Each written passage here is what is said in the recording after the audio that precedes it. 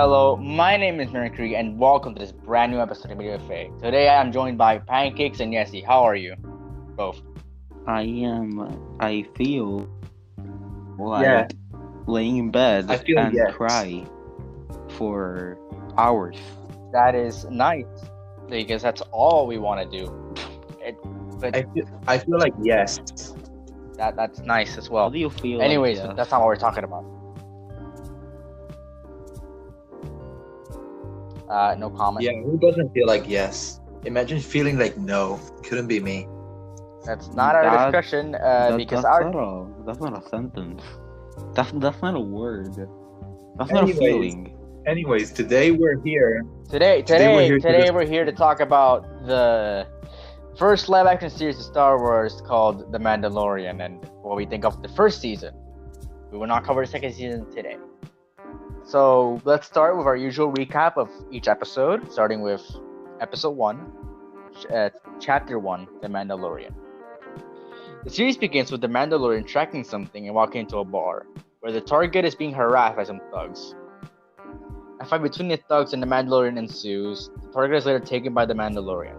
The target and the Mandalorian are taken to Mando's ship by a busted-up speeder after Mando refuses to go on a droid-controlled one. After arriving to Mando's ship, the speeder hired is destroyed by a Ravenak, and the ship is also attacked by the same creature. They manage to escape the Ravenak and get off the planet they're on. After having a successful conversation, the target, identifies a Mithril, starts snooping around the ship after lying to Mando about needing to go to the bathroom. So they're caught by Mando and frozen in carbonite. Finally, someone that isn't Han Solo that can't see. Mando takes the Mithril and other prisoners who were frozen in carbonite to a town in a planet called Navarro. Delivering all the targets, he collects his bounty from a man named Grief Karga. After denying all the jobs, Karga presents to Mando. Margarita tells him about a high-paying job, but Mando must beat the client face-to-face. Mando's later given the location and heads there. After arriving, Mando meets with the client and Dr. Pershing, but then being protected by stormtroopers. After a standoff, the client and Mando start talking business. Mando's given a bar of Beskar as a down payment, with the client offering even more upon completing the mission. They've been given a tracking fob, and the target's age is around 50 years old. Mando heads out to search for the targets. Mando then heads underground, where a large group of Mandalorians thrive. Mando gives the Mandalorian armor the bar of Beskar, and she molds a pauldron out of it. As she's molding it, Mando is given a flashback of his past. And later arrives at a planet Arvala 7, where the target is located. After being scared by a blurg, he's saved by an Ugnaught. Returning from Empire Strikes Back. People don't know that, but they were in Empire Strikes Back. The Ugnaught offers his help to Mando and takes Mando to his home. After the Ugnaught tells Mando that many have tried to look at the same target, and all have failed, the Ugnaught teaches Mando how to ride blurg to get to the target. Mando later masters riding in the blurg, and he's off to get the target. Mando is then taken to town where the target is being held. Mando starts scouting the town and finds out a hunting droid named IG-11 is also looking for the target. A fight then ensues and Mando gets involved. After getting a verbal argument with IG-11, the fight with other mercenaries continues. The two bounty hunters find out the target is inside a building. The mercenaries then trap the two. The mercenaries then bring a laser cannon and Mando takes control of it. After they wipe out the mercenaries, they enter the building. The target is being held. They find the target and the Mando realizes it is just a baby, which is part of the same species Yoda is. Before IG-11 exterminates it, Mando shoots IG-11 through the head. The episode ends with Mando going to reach for the child. So, Pancakes and Yesi, your opinions on the first episode of Mandalorian? Baby Yoda was the greatest Baby thing ever Yoda. created. I love the Mandalorian. I love Baby Yoda, and it was the greatest decision Disney ever made. No opinions on the. No, it actually was a really good start to the series. But then again, and anything and everything Twitter cared about was Baby Yoda. So even if you say, well, the episode was good and it actually had really good scenes, no, Twitter's just gonna go you Baby gotta Yoda. understand, it's Baby Yoda. I mean, It's we not. don't even know if it's not Yoda. Yoda. So, It's yeah. just I don't remember its name. But it's Baby Yoda. It's not Yoda. Okay, it's Baby Yoda. It happened after Return of the Jedi. Thing is, we don't know. We don't know the species of Yoda. We don't know what it's called. We do know what it's called. I just don't remember. We just don't. We just don't. In the comic or some shit. I'm gonna search it up. We legit don't. We just don't know what they're called. We don't know what they're called, but actually just call them the Dagobah species. No, they're not from because Dagobah. Yoda's from. Yeah, but because we first saw the species as Yoda was taking shelter in Dagobah. That's the fan names. Oh, well, I'm sorry now. Yeah, they're not canon. I mean, they're a canon as the legend. Yodanian. Yodanian. The Yodanian species. Whatever. But yes, this was a very good introduction to the series. At least at the tone of the Western thing they were going for, which was the original plan for Star Wars, but that kind of failed. But I really like this series. I didn't get to watch it opening day because I didn't get a Disney Plus. No, I also didn't watch it opening until I also didn't February. watch it opening day. I watched it like a few days after. Yeah, I didn't get. I watched it like a few months after the series finished. So I just finished the whole series, and then like the free account just vanished. Poof.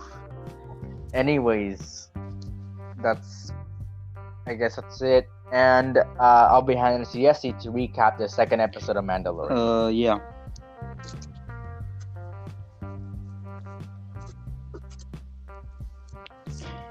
Episode 2, Chapter 2, The Child.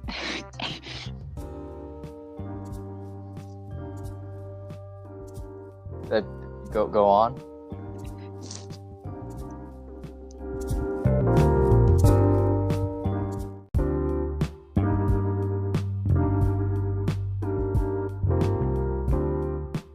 Moving on to episode 2, chapter 2, The Child.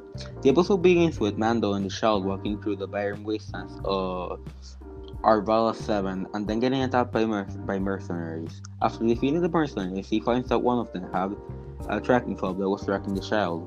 Mando is later seen tending to his wounds after the attack. The child tries to help him recover but fails miserably. He manages to repair his armor and both of them head to go back to the ship. After getting back to the ship, they found out that it's being stripped for parts by Yawas. But Mando eliminates a few after another and goes after them. After the Wise apprehend Mando and checks on his ships, he goes back to Ugnaughts' home. I feel like the names from things in Star Wars are like trying to read like the substitute teacher trying to read your name.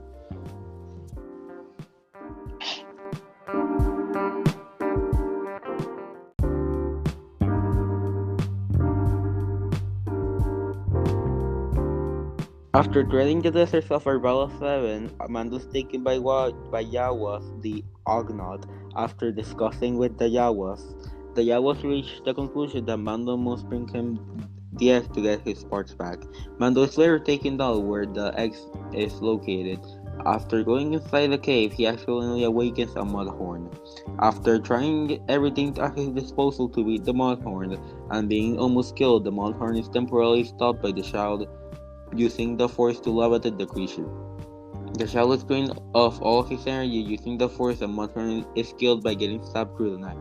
Mando then finds the egg and brings it back to the Yawas. With his armor being heavily damaged, the egg cut open by the Yawas and they start eating the yolk. Mando and the Ugnaught then repair the ship using parts they got back after doing one last checkup on the ship. Mando gets the ship running. The episode ends with Mando leaving Arvala 7 and Ugnaught staying behind. Ugnaught is such a weird name. I don't like pronouncing it. I don't even know if I'm pronouncing it well. Ugnaught. Is it pronounced like that? Ugnaught? Ugnaughty? I think they say Ugnaught.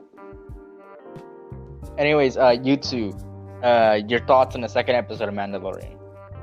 I like this episode because of Baby Yoda using the Force. And yeah, that's basically it. Also, the cool fight scene from the Mandalorian, fighting the Jawas. That was also pretty cool.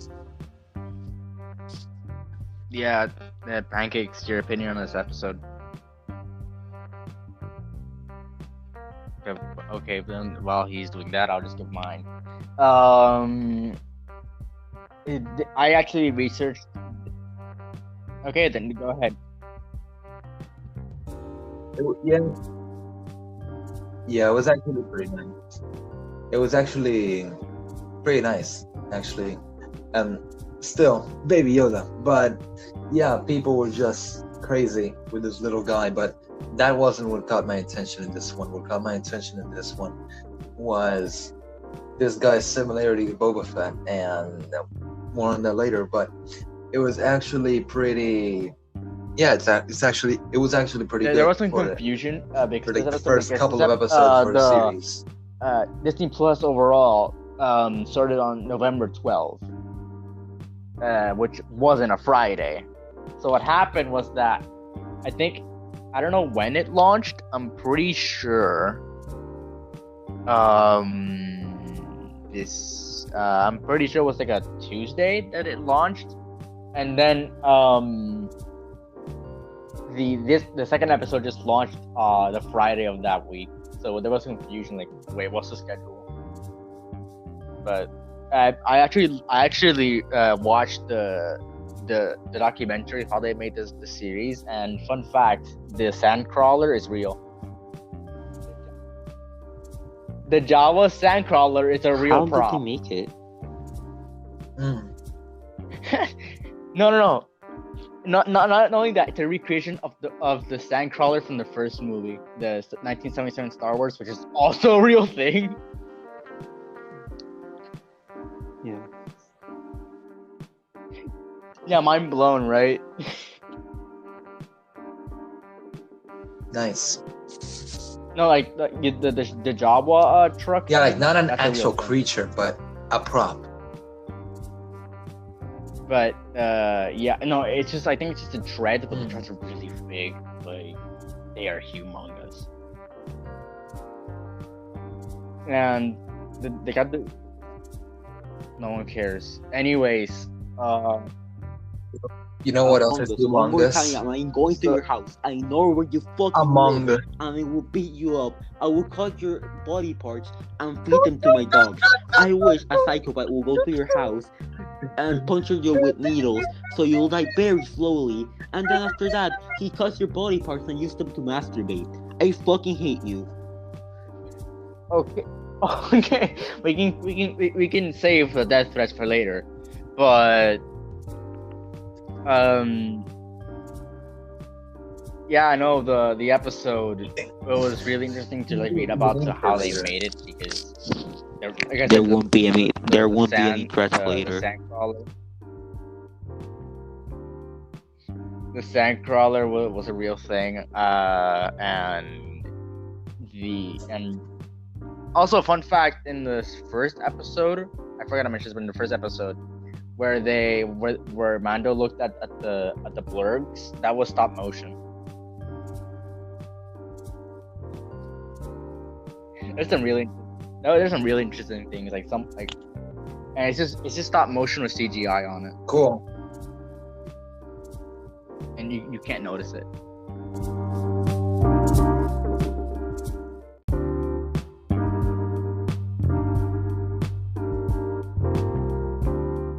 Well, now we're moving on to episode 3, chapter 3, The Sin. The episode begins with Mando getting a message from Grief Karga that he must deliver the child directly to the client. The child then steals a small metal ball before Mando puts it back, then arrives at planet Navarro. Mando then takes the child to the client. He asks why other people had a tracking fob tracking the child.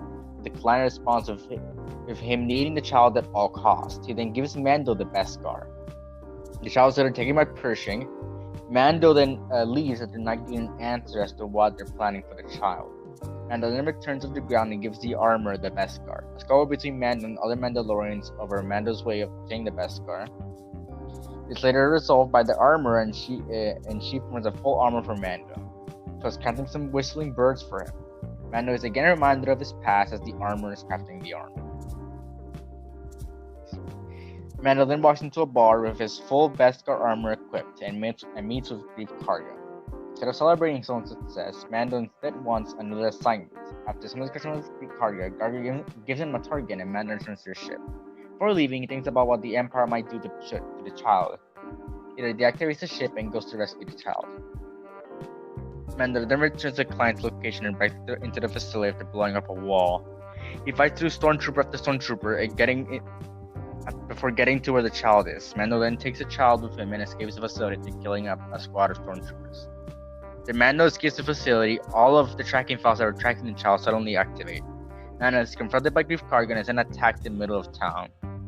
Mando tries to get to his ship via speeder, but Karga shoots down the droid, leaving the speeder unable to move.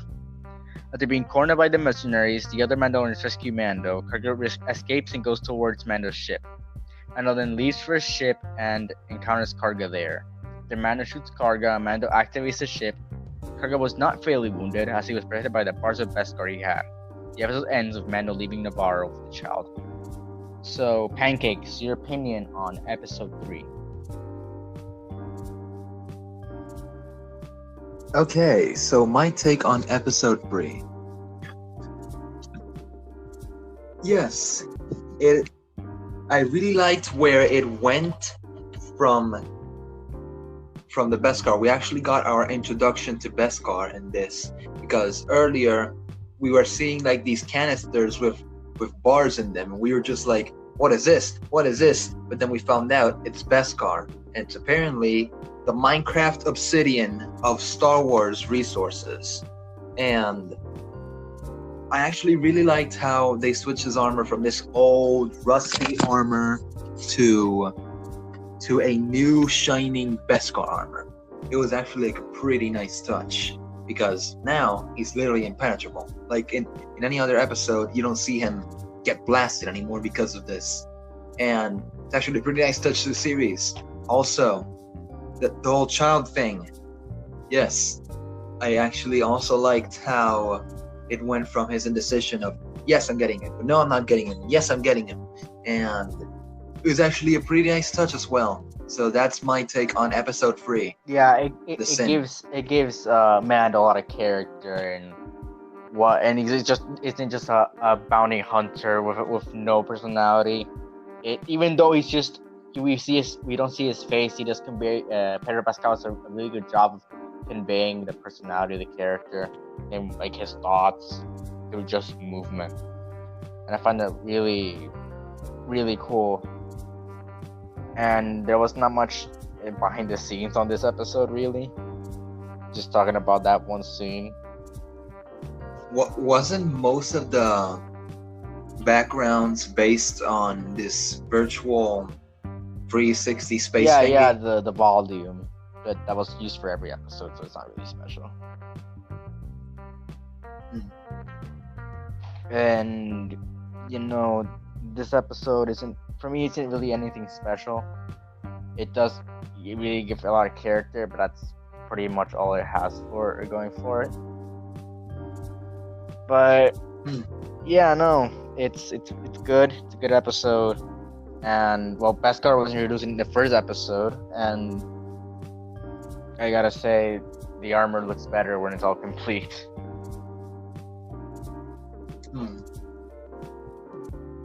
And let's now move on to the 4th episode of the series, Chapter 4, Sanctuary.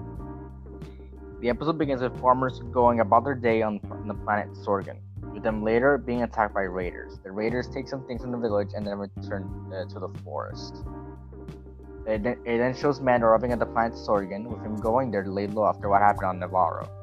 Mando and the child were exploring Sorgan when they encountered the village. After finding someone that was not from around the village, Mando pursues that person. After they meet, they get into a little fight before being interrupted by the child. Mando and the person then talk about where the person came from, with her revealing that she used to serve the Republic as a shock trooper.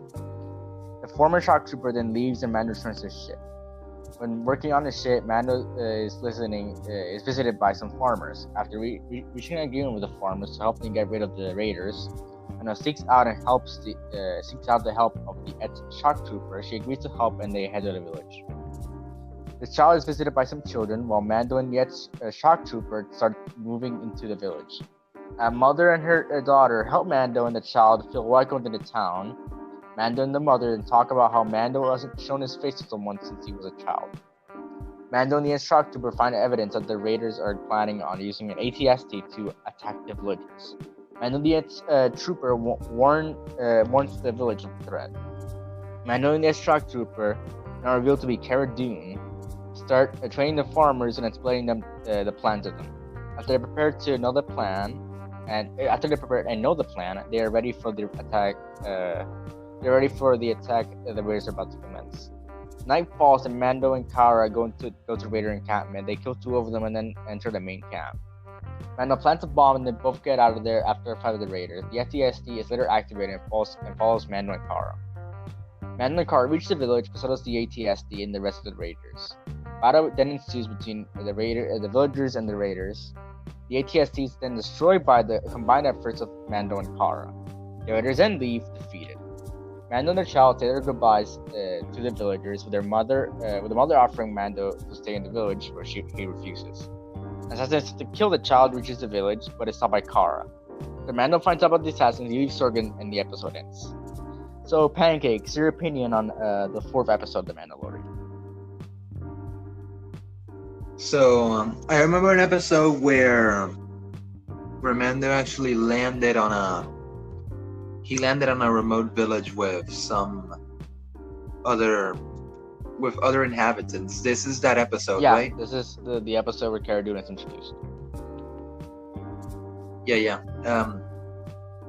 I actually specifically remember this episode because I've seen a strange amount of this exact plot in specific parts of the Star Wars universe. Like in Clone Wars. Yes, like in Clone Wars when they are in this village and the guy doesn't want to fight, but then he has to fight or else he doesn't. And it was like the turtle people episode. The people that look like turtles. Yeah, the turtle people. And where the pirates were there, and they were gonna steal like the crops of the villagers, and then they did train the villagers. Yeah, I was like, when I was watching the Clone Wars, I noticed that like, hey, this is awfully similar to that one Mandalorian episode. Yeah. And so, this episode's pretty memorable thanks to all the things that it doesn't. It's pretty much just an episode from the Clone Wars. It does introduce Cara Dune, which is a good character, and it's a very good episode. It's one of the longer episodes, definitely not as long as episode 1 of season 2. That one's almost an hour, but it's a really good episode. I might keep repeating that, but who cares? And it's I keep saying it's a good episode, but it didn't really kill me. It didn't really get me. It's not one of my favorites. I don't know which one's my favorite, but I don't have a favorite between the Mandalorian episodes. They're all pretty much the same, like scale wise. For me, this one was nice. For me, this episode specifically was nice because to see based on the power levels, to see the Mandalorian take the combined power of a small remote village with almost no weapons at all, being able to defeat an enemy such as that one, it's a plot, a good plot, but it's just nah. Okay. So I guess that's a question of episode 4. Now moving on to episode 5.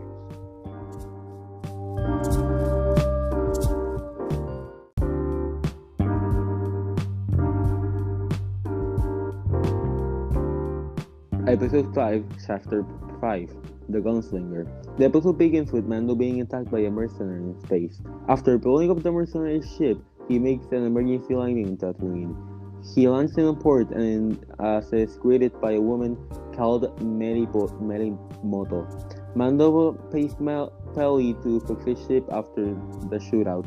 Mando heads out of the port and walks around Mos Eisley. After Mando has left, Peli discovers the child and he's leaving the ship.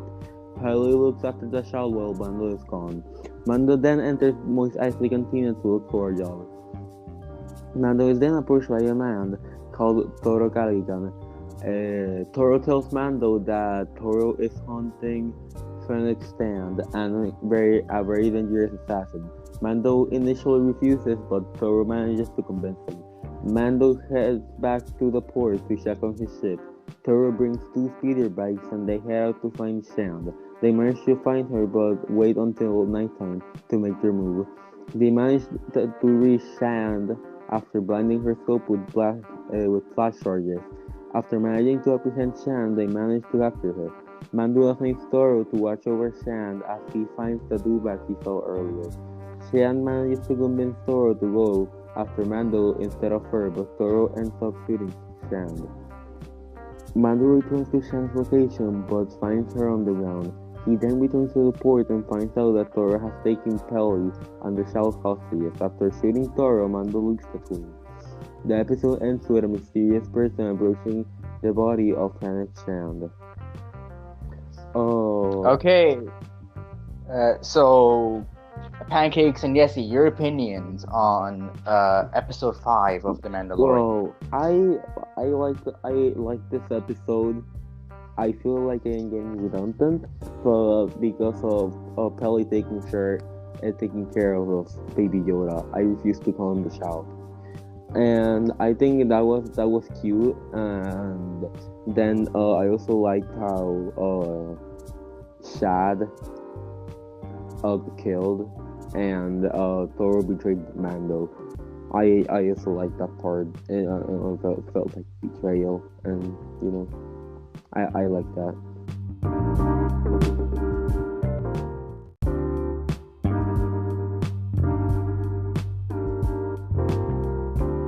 So yeah, I think that episode 5 really played out well. It was one of the top ones of season 1 for me. I really like how the character of Fennec Chan played out, and it was actually a pretty good storyline. Same thing with how Mando instantly killed his comrade after he turned on it. Yeah, it was actually a pretty funny moment, in my opinion, and the whole Fennec Chan arc, at least the first one, was actually pretty good.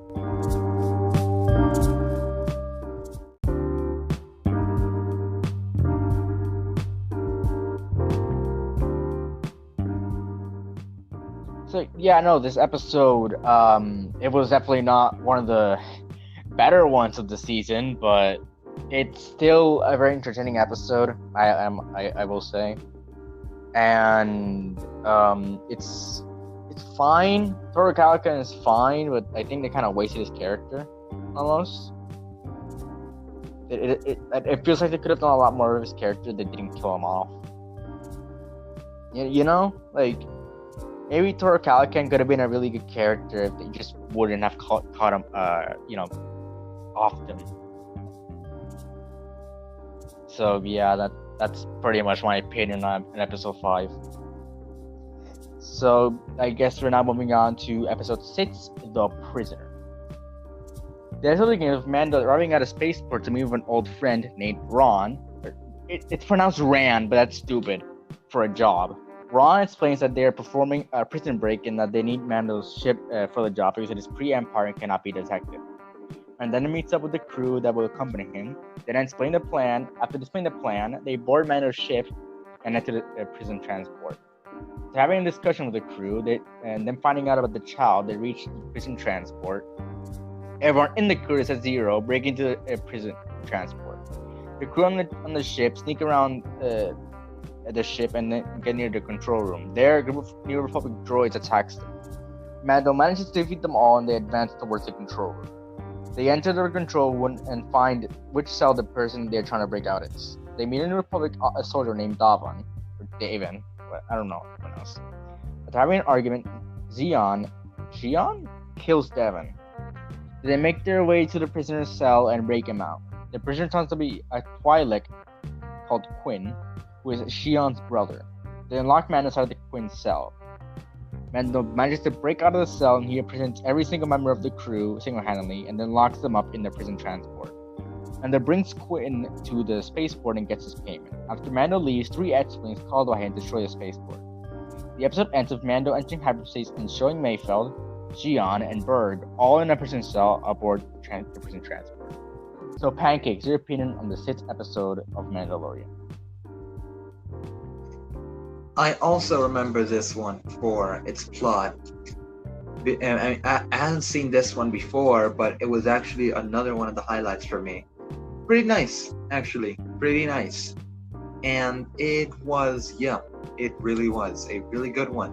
Because the nice taste of revenge, we have no clue it's coming, but the nice taste of revenge when he says, alright, fine, let's do this. I'm gonna leave and you stay here with the ship.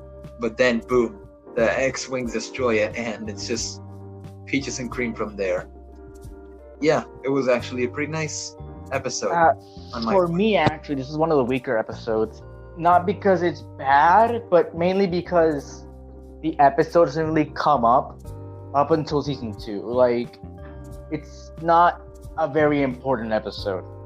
Like, it's up Mayfeld and Zero. Zero is later used by the Frog Lady in the 2nd episode of season 2, I'm pretty sure, where his dead corpse pretty much. And Mayfeld is brought back in episode 7 of season 2.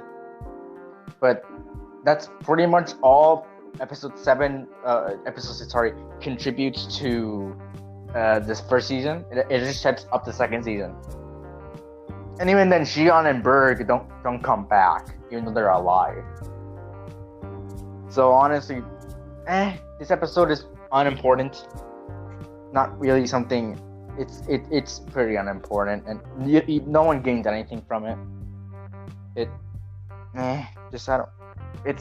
not bad. It's just unimportant, which is not good. Not good at all. It feels like a filler episode.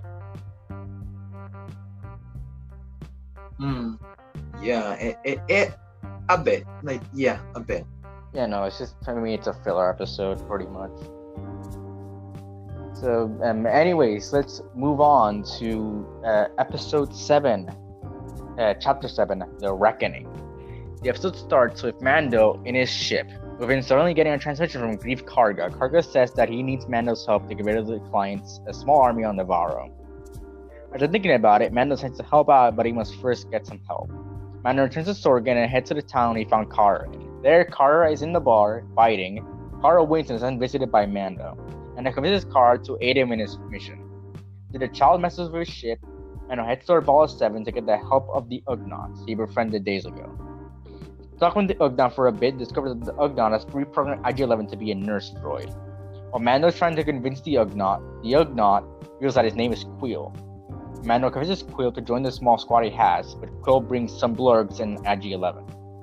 They reach Navarro and meet up with Grief Karga. They set up camp before they can reach the town. There, they go over the planet and then attacked by flying creatures. They kill some of the squad Karga brought, and the child manages to heal Karga using force healing. They devise a plan the morning after the attack, and then they head towards town. Quill brings the child to Mando's ship, while Karga brings Mando to the client and as if he captured it. The client then receives a call from someone in the Empire that turns out to be Moff Gideon. After he takes the call, the client and the stormtroopers are gunned down by Gideon's forces. Hundreds of stormtroopers surround the bar Mando's group is in. Gideon then arrives in a TIE fighter. He sets out of it and confronts Mando's group. Quill is then shot down by stormtroopers after they hijack his transmission.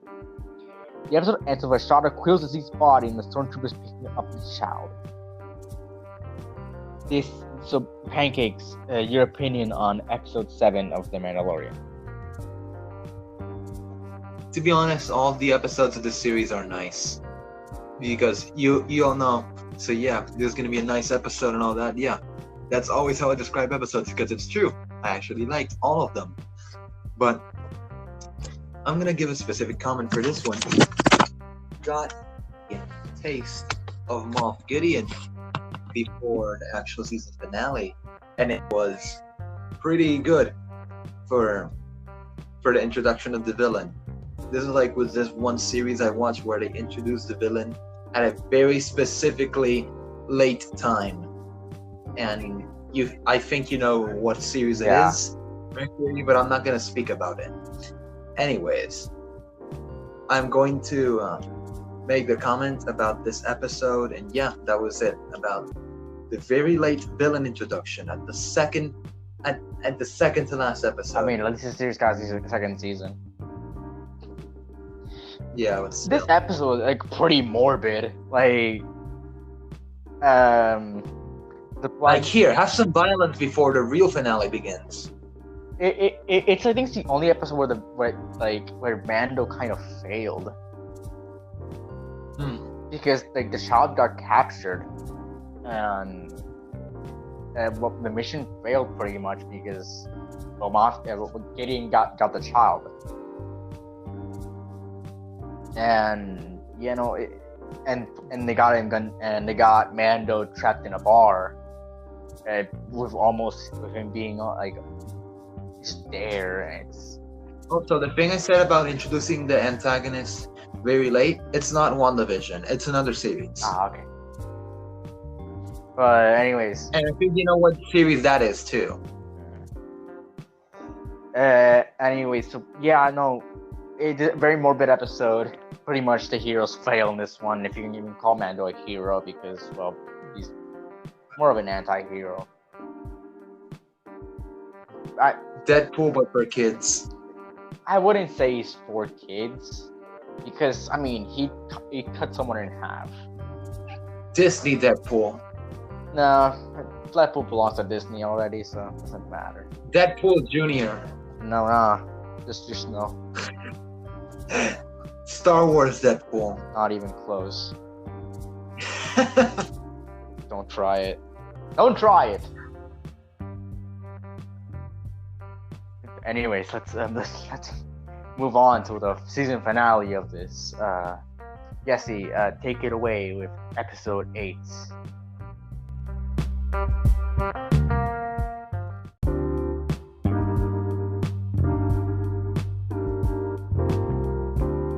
Moving on to episode 8, chapter 8, Redemption.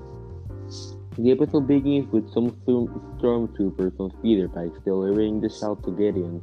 The stormtroopers yoga around for a bit, and they are later attacked by IG-11. IG-11 takes the child and one of the speeder bikes. We then see Mando's squad being pinned down. The Imperial set up an E-Web heavy beam blaster and threaten Mando's squad with it. While Gideon is explaining who everyone in Mando's squad is, he reveals that Mando's name is Dean Yard. I don't like these things. Why do they make them so weird? Then Darren, however it's called. Gideon threatens to open fire on the shell if they do not give him the shell. Gideon gives them up to nightfall to reach a decision and then heads out. After devising a plan to escape, Mando explained that he recognizes Swamp Gideon when the Great Purge happened. We then get shown Mando's entire past and how he was rescued by the Mandalorian. They then receive a transmission from IG-11 with it informing them of who is dead and that IG-11 is entering the town. IG-11 blasts his way through the town and reaches where the squad is. They all then engage in firefight after Mando uses the E-Web on the Imperial forces are almost over with. Moth then shoots a power box and the explosion hits Mando. Mando is brought into the bar by Kara and laid down on the floor. Then they escape after the bar is set on fire. Everyone but IG-11. IG-11 then heals Mando and they catch up with the others. They later meet up with the Armorer. After all, the Mandalorians have left the underground. The Armorer gives Mando a jetpack as he stays behind to fight off some stormtroopers. Before that, the Armorer tells Mando to take the shuttle to whatever Jedi are left. The group then leaves for the lava rivers near Seward. They got a boat and go downstream. They then discover that stormtroopers are situated at the end of the tunnel. IG-11 then crosses the river and initiates self-destruct as it was the only option. After they get across the tunnel, Gideon attacks them. Mando puts on the jetpack and goes after Gideon. Mando manages to take out Gideon and Gideon's TIE fighter crashes. After Mando and the shall say their goodbyes, Mando makes a great wheel and leaves Nevarro. The season ends with Moff Gideon emerging from his crushed TIE fighter and darksaber in hand. Okay, so Pancakes and Yesi, your opinions on the final episode of Mandalorian, Well, season 1. I think that there was a really good season finale, and it also does a great job at leading into season 2. Since Moff Gideon is not alive, he's still persecuting them, and he now has the darksaber, and it's basically the ruler of Mandalore. Since he has the darksaber, I like that very much. Yeah. I also again like Baby Yoda a lot in this episode, and all the efforts they go to defend him. Okay. Yeah, that's basically it.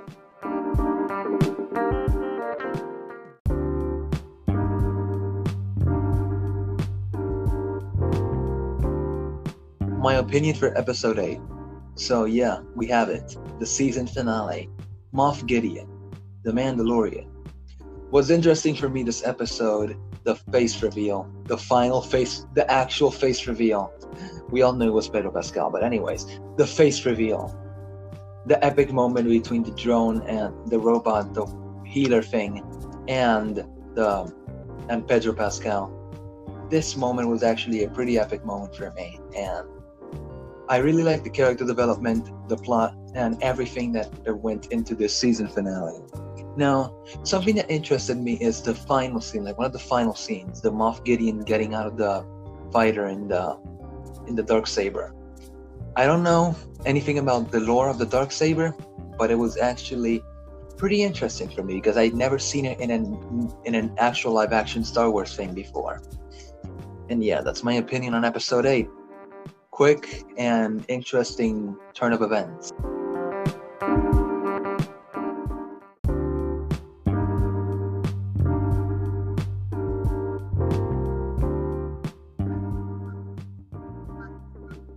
So yeah, no, this is a perfect finale. All the action and well, it was really good, and I really enjoyed the fight scenes. They were really good, and also fun fact: the stormtroopers, they didn't have enough suits for the stormtroopers, so they actually hired a fan-made squadron of stormtroopers that did for charity events and stuff, and they just brought them into the episode for all of the stormtroopers. Nice fan interaction. Yeah, and the fans and those people didn't know what they were getting themselves into.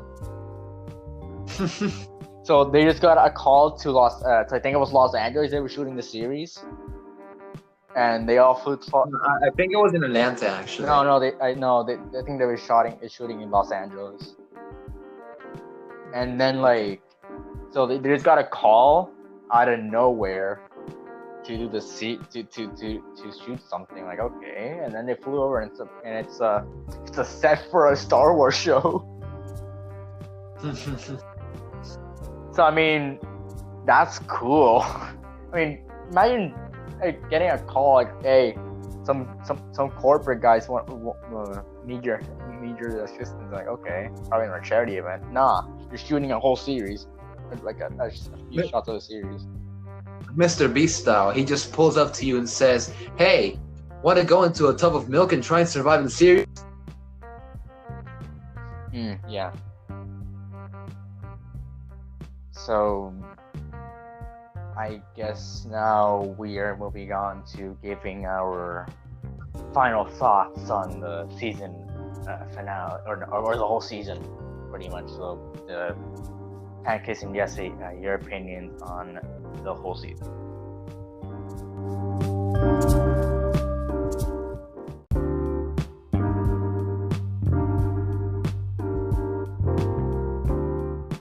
Well, The Mandalorian was great. Since it started when like Disney Plus was getting, real, and it was a great introduction into how Disney Plus was gonna be, and how the subscription membership streaming service, and how the streaming service was gonna end up. And I think it was for being the first show that they make, it was really good. So The Mandalorian, I'd say 8 out of 10.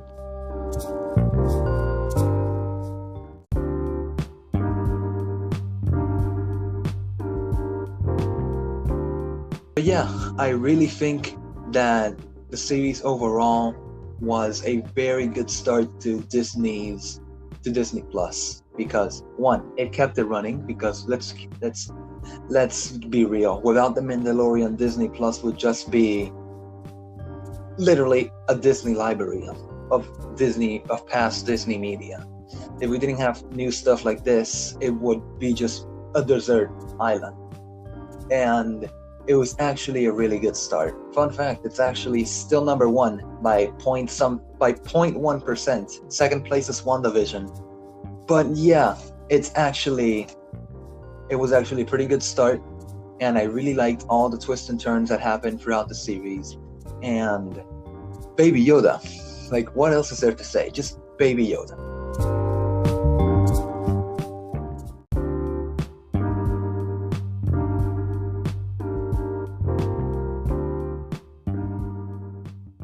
Yeah, no, this is a pretty good season and a very good series.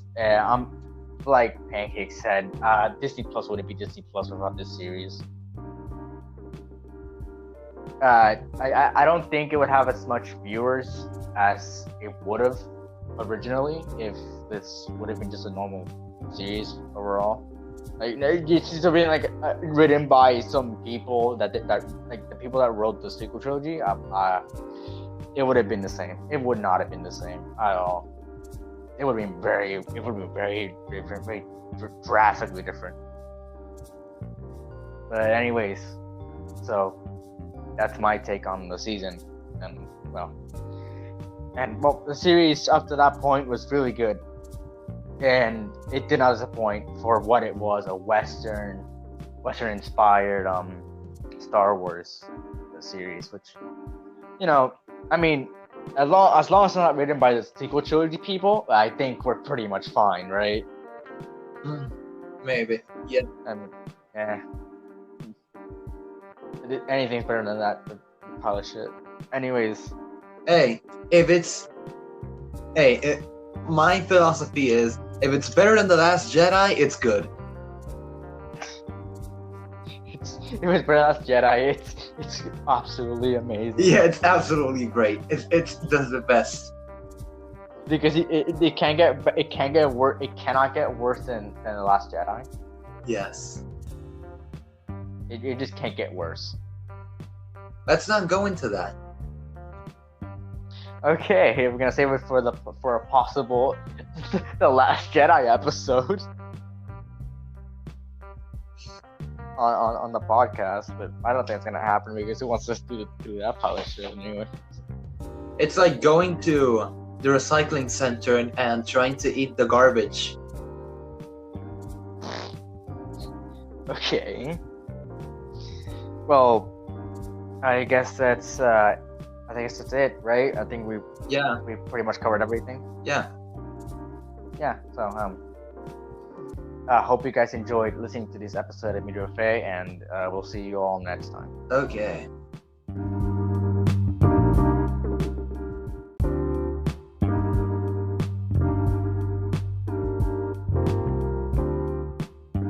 Hello, my name is Mercury, and welcome to this brand new episode of Media Buffet. Today I'm joined by Pancakes and Yesi. How are you both? Yes. Beans. Oh, fantastic. That is lovely. Thank you. Anyways, today we're talking about the movie, the very special and very weird movie known as Killer Bean Forever. Beans. Are you Are beans the only thing are you gonna say? Is beans the only thing you're gonna see in this episode? Yes, Beans. I expected as much. Fantastic. So while Pancakes here goes through a mental heart attack. Mental heart attack, Let's mental be- breakdown, correction. What the fuck is a mental heart attack? You don't have a heart in your... I too get a mental heart attack. Me too. Feel It's for our called friends. humor at the lowest level possible. Anyways, let's go to the recap. That's not even a of level what of happened. humor. It's just horrible. That's, Doesn't even make sense. I know it's horrible. Stop. But that's part of the joke. It's not part of the joke. It's not funny.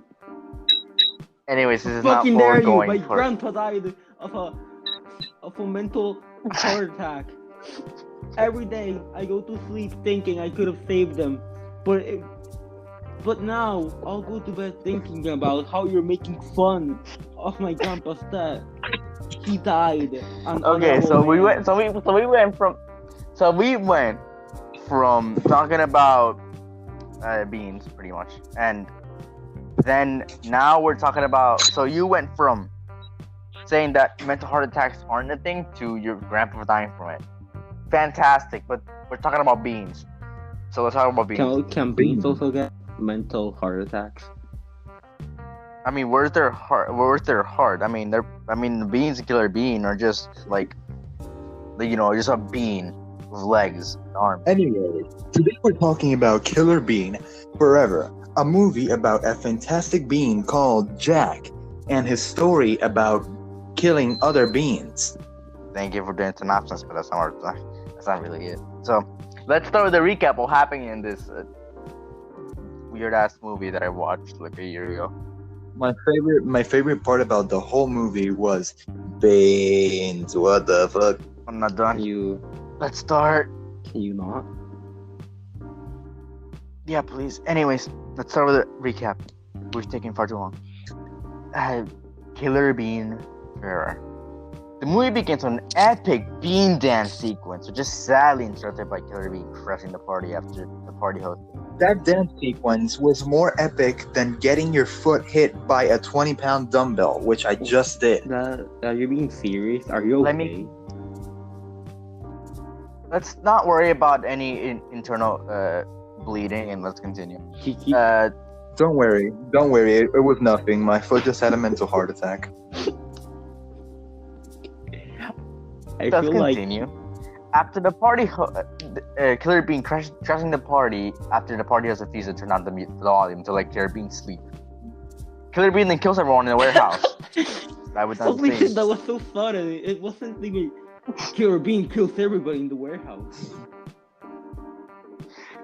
That could be taken heavily out of context. Hey, turn the music down. No, kills everyone. Fantastic.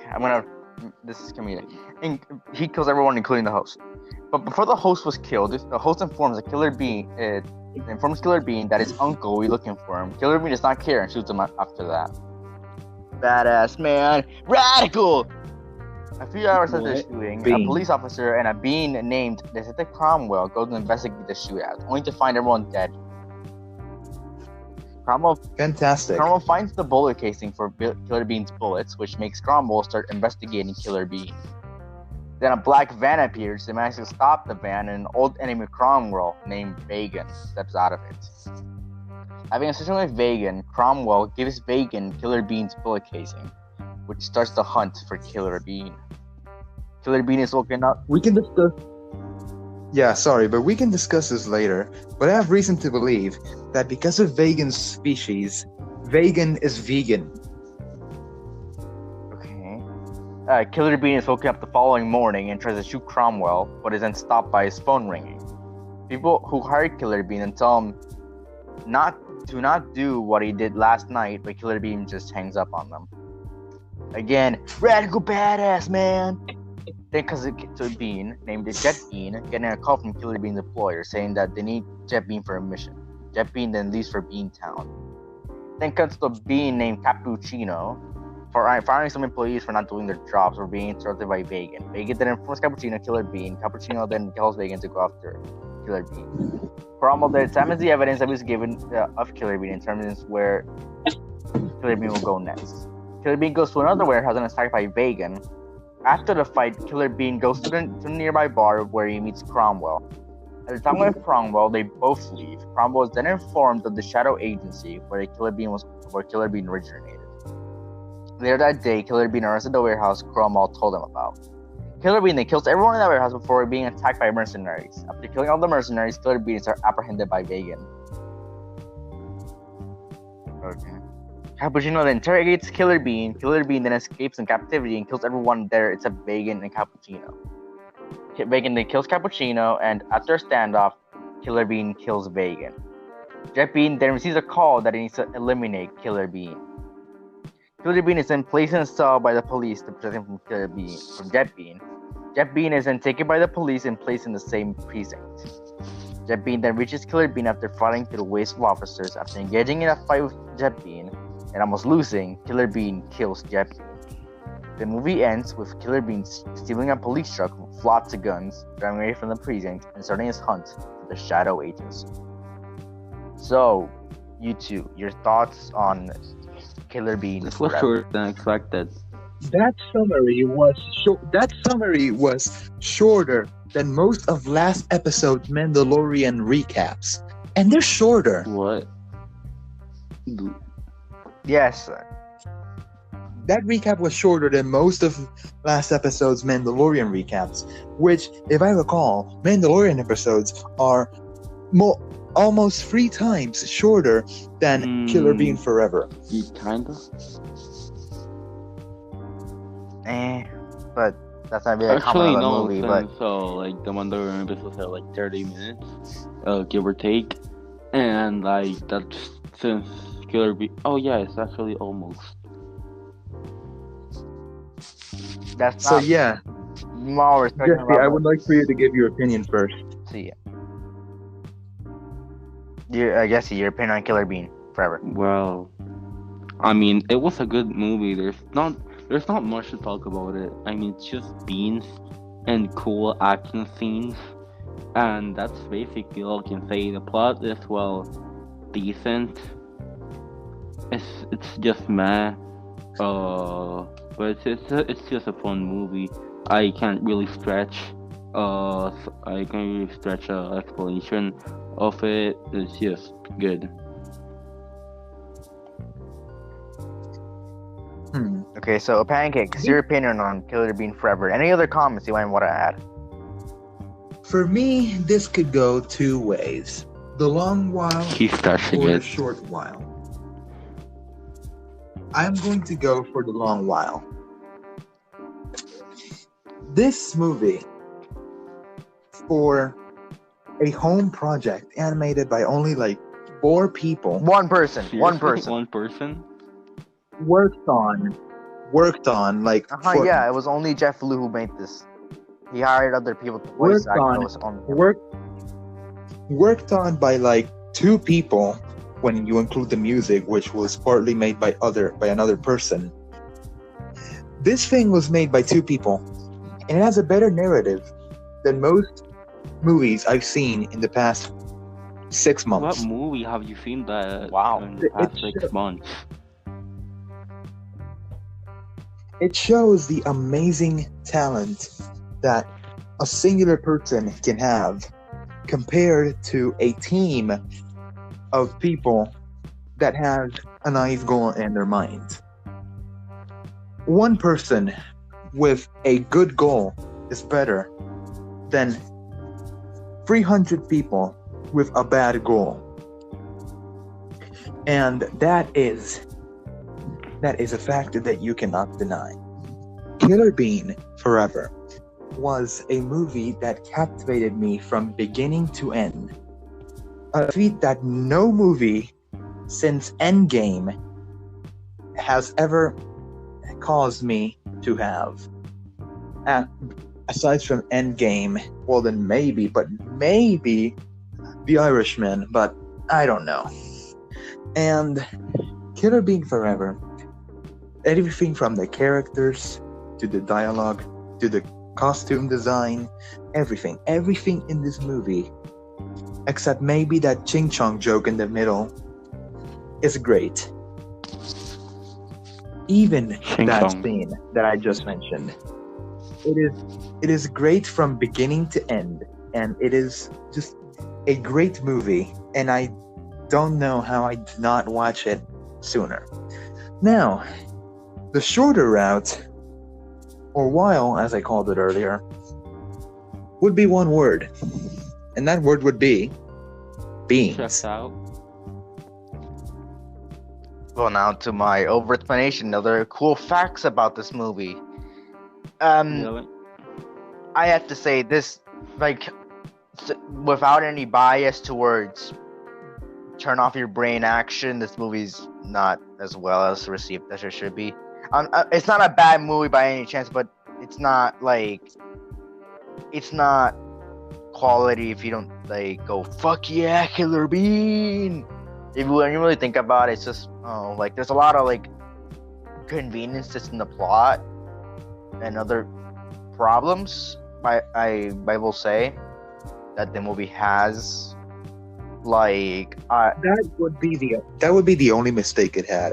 For example, the moment where Jack is watching the news on TV and sees the detective talk about him, and then 2 minutes later, the detective just magically walks in the door, and boom, there he is, side by side with Killer Bean.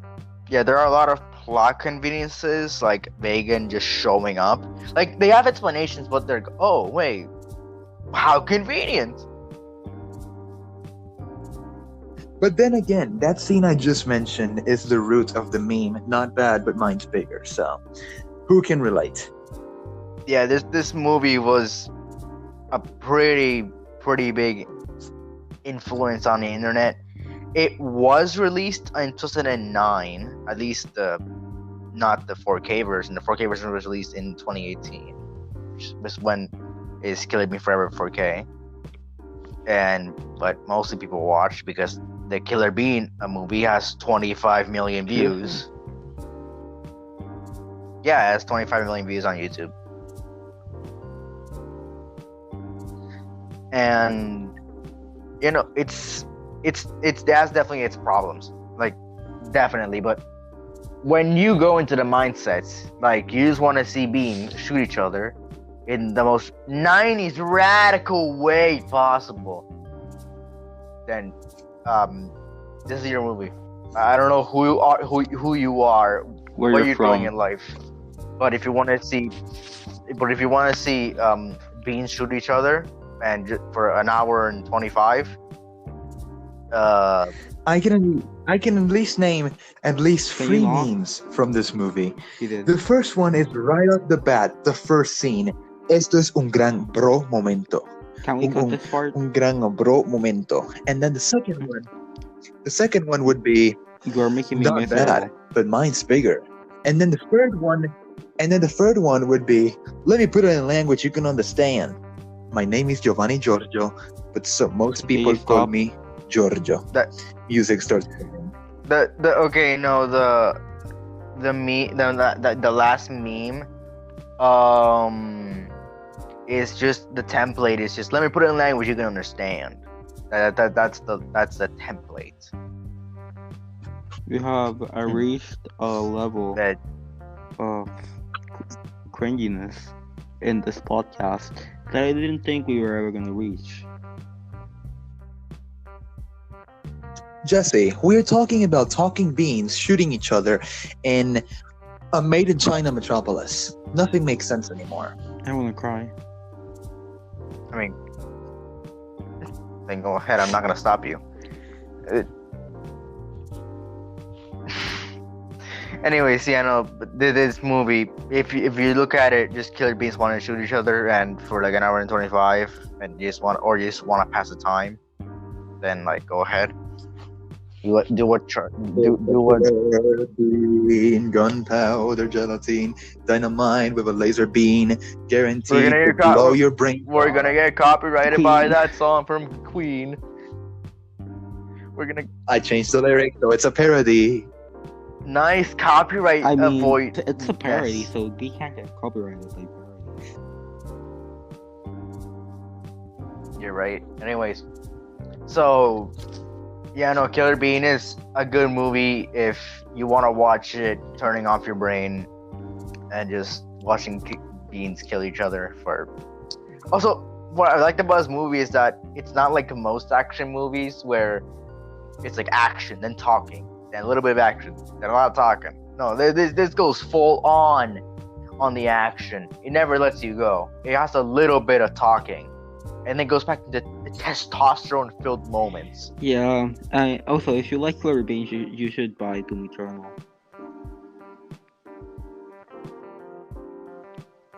Okay. Yes. And some facts about this movie are that this movie, but the Killer Bean character was made in the 90s, so you can definitely see like the inspiration there. You can see the 90s peeking through Killer Bean, you know, like how Killer Bean Forever, which was apparently made in the 90s by a comment I just heard. It made no, it wasn't made in the 90s. Like the 2000s, since I saw a video of like from 11 years ago the first part of Killer Bean being done. Yeah. Yeah, no, it was the movie actually was released on some other website in 2009. It wasn't brought until YouTube 9 years later. But the character of Killer Bean was made in the 90s, yes. That even if this bean was made decades ago, it holds more quality than many pieces I watched during the 2010s. What movies did I watch from the 2010s?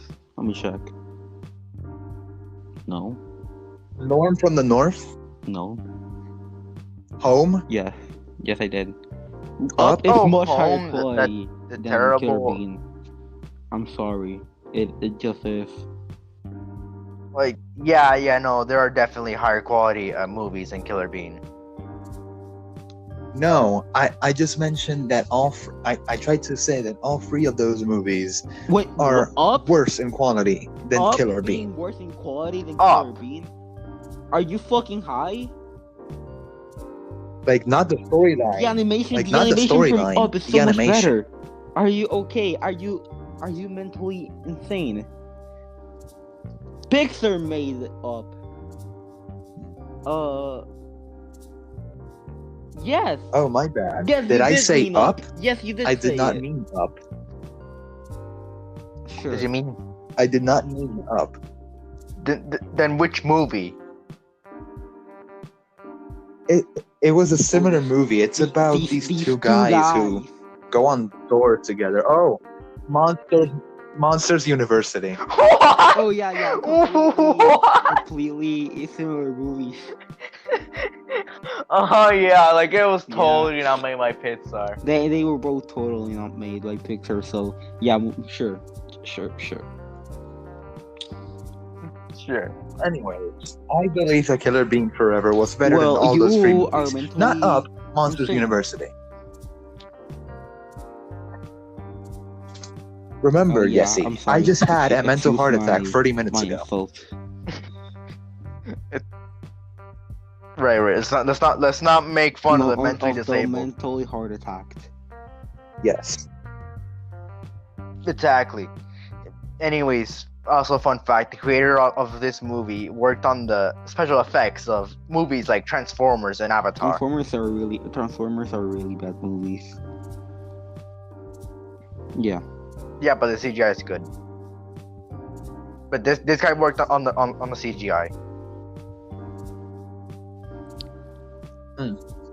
Great.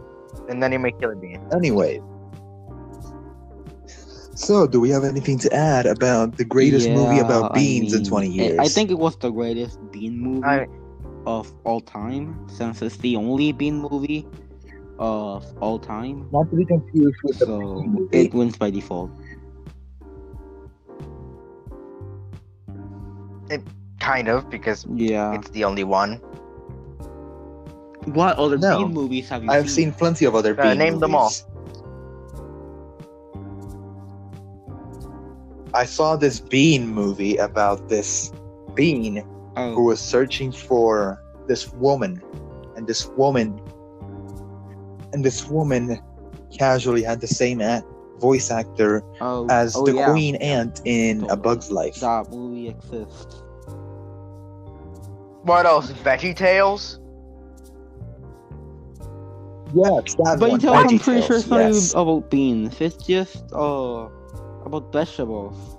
If we're include, Exactly, it but probably it's not has like a about bean beans. character, but there's no. It is about the That's green a bean. pea. That's not a bean. They're not. Whatever it is, peas are beans. How Peas are- are just vegan how beans. are vegan peas beans? beans? Beans are vegan. Pe- They're Peas Like are apparently vegan vegan. beans. They're not vegan. They're bacon. Yeah. No. Beans that are vegan. Just to bring this back to Killer, just to circle it all back to Killer Bean. All that's that joke. Yes. That one joke. Anyway, Mhm. I wanted to bring attention to something else. There's a difference between vegetable beans, which are used in meals and vegetables, and coffee beans, which are beans used for coffee. If they're not used for coffee, they're just decaf. I think it would be a great time to end the episode. Also, fun fact: these beans are not the beans used for cooking. These Yeah. are coffee beans. They're pretty obvious. Just to circle that all back. They're coffee Beans, beans. They're not like the beans used in, I don't know, bean soup. Funny because actually, if they were to be killed like they did in the movie, this would have just been a tale about how decaf coffee's made. Okay.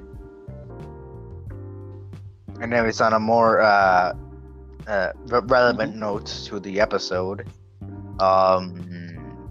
This is more for the series, but we won't cover the series until the series is fully complete.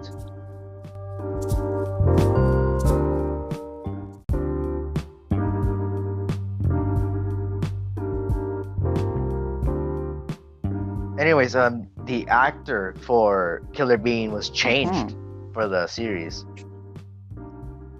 Yeah, the guy was some other dude that honestly did it way better. And then Jeff Blue, the creator of Killer Bean, then took over as the voice. Well, I didn't know that since I don't remember. I don't remember well the series. I need to watch the 2 episodes again. So yeah, when the series finishes, we'll definitely cover the series. Yeah. Don't worry about that. But that's not gonna happen in a very long time. So you won't see us talking about beans for a very long time, unfortunately. I would like to end this episode with a very special announcement that I think holds a place within a very special place like Media Buffet. I am going to launch an organization to raise awareness of people affected by mental heart attacks. Very good cause. That's nice. Thank you for your services to our insane asylum. Anyways, let's end this off. Yeah. Thank you all for See you all. I'll see you all on the Okay, episode. yeah. And See you all remember, in the next Killer time. Bean forever is the Bye. best.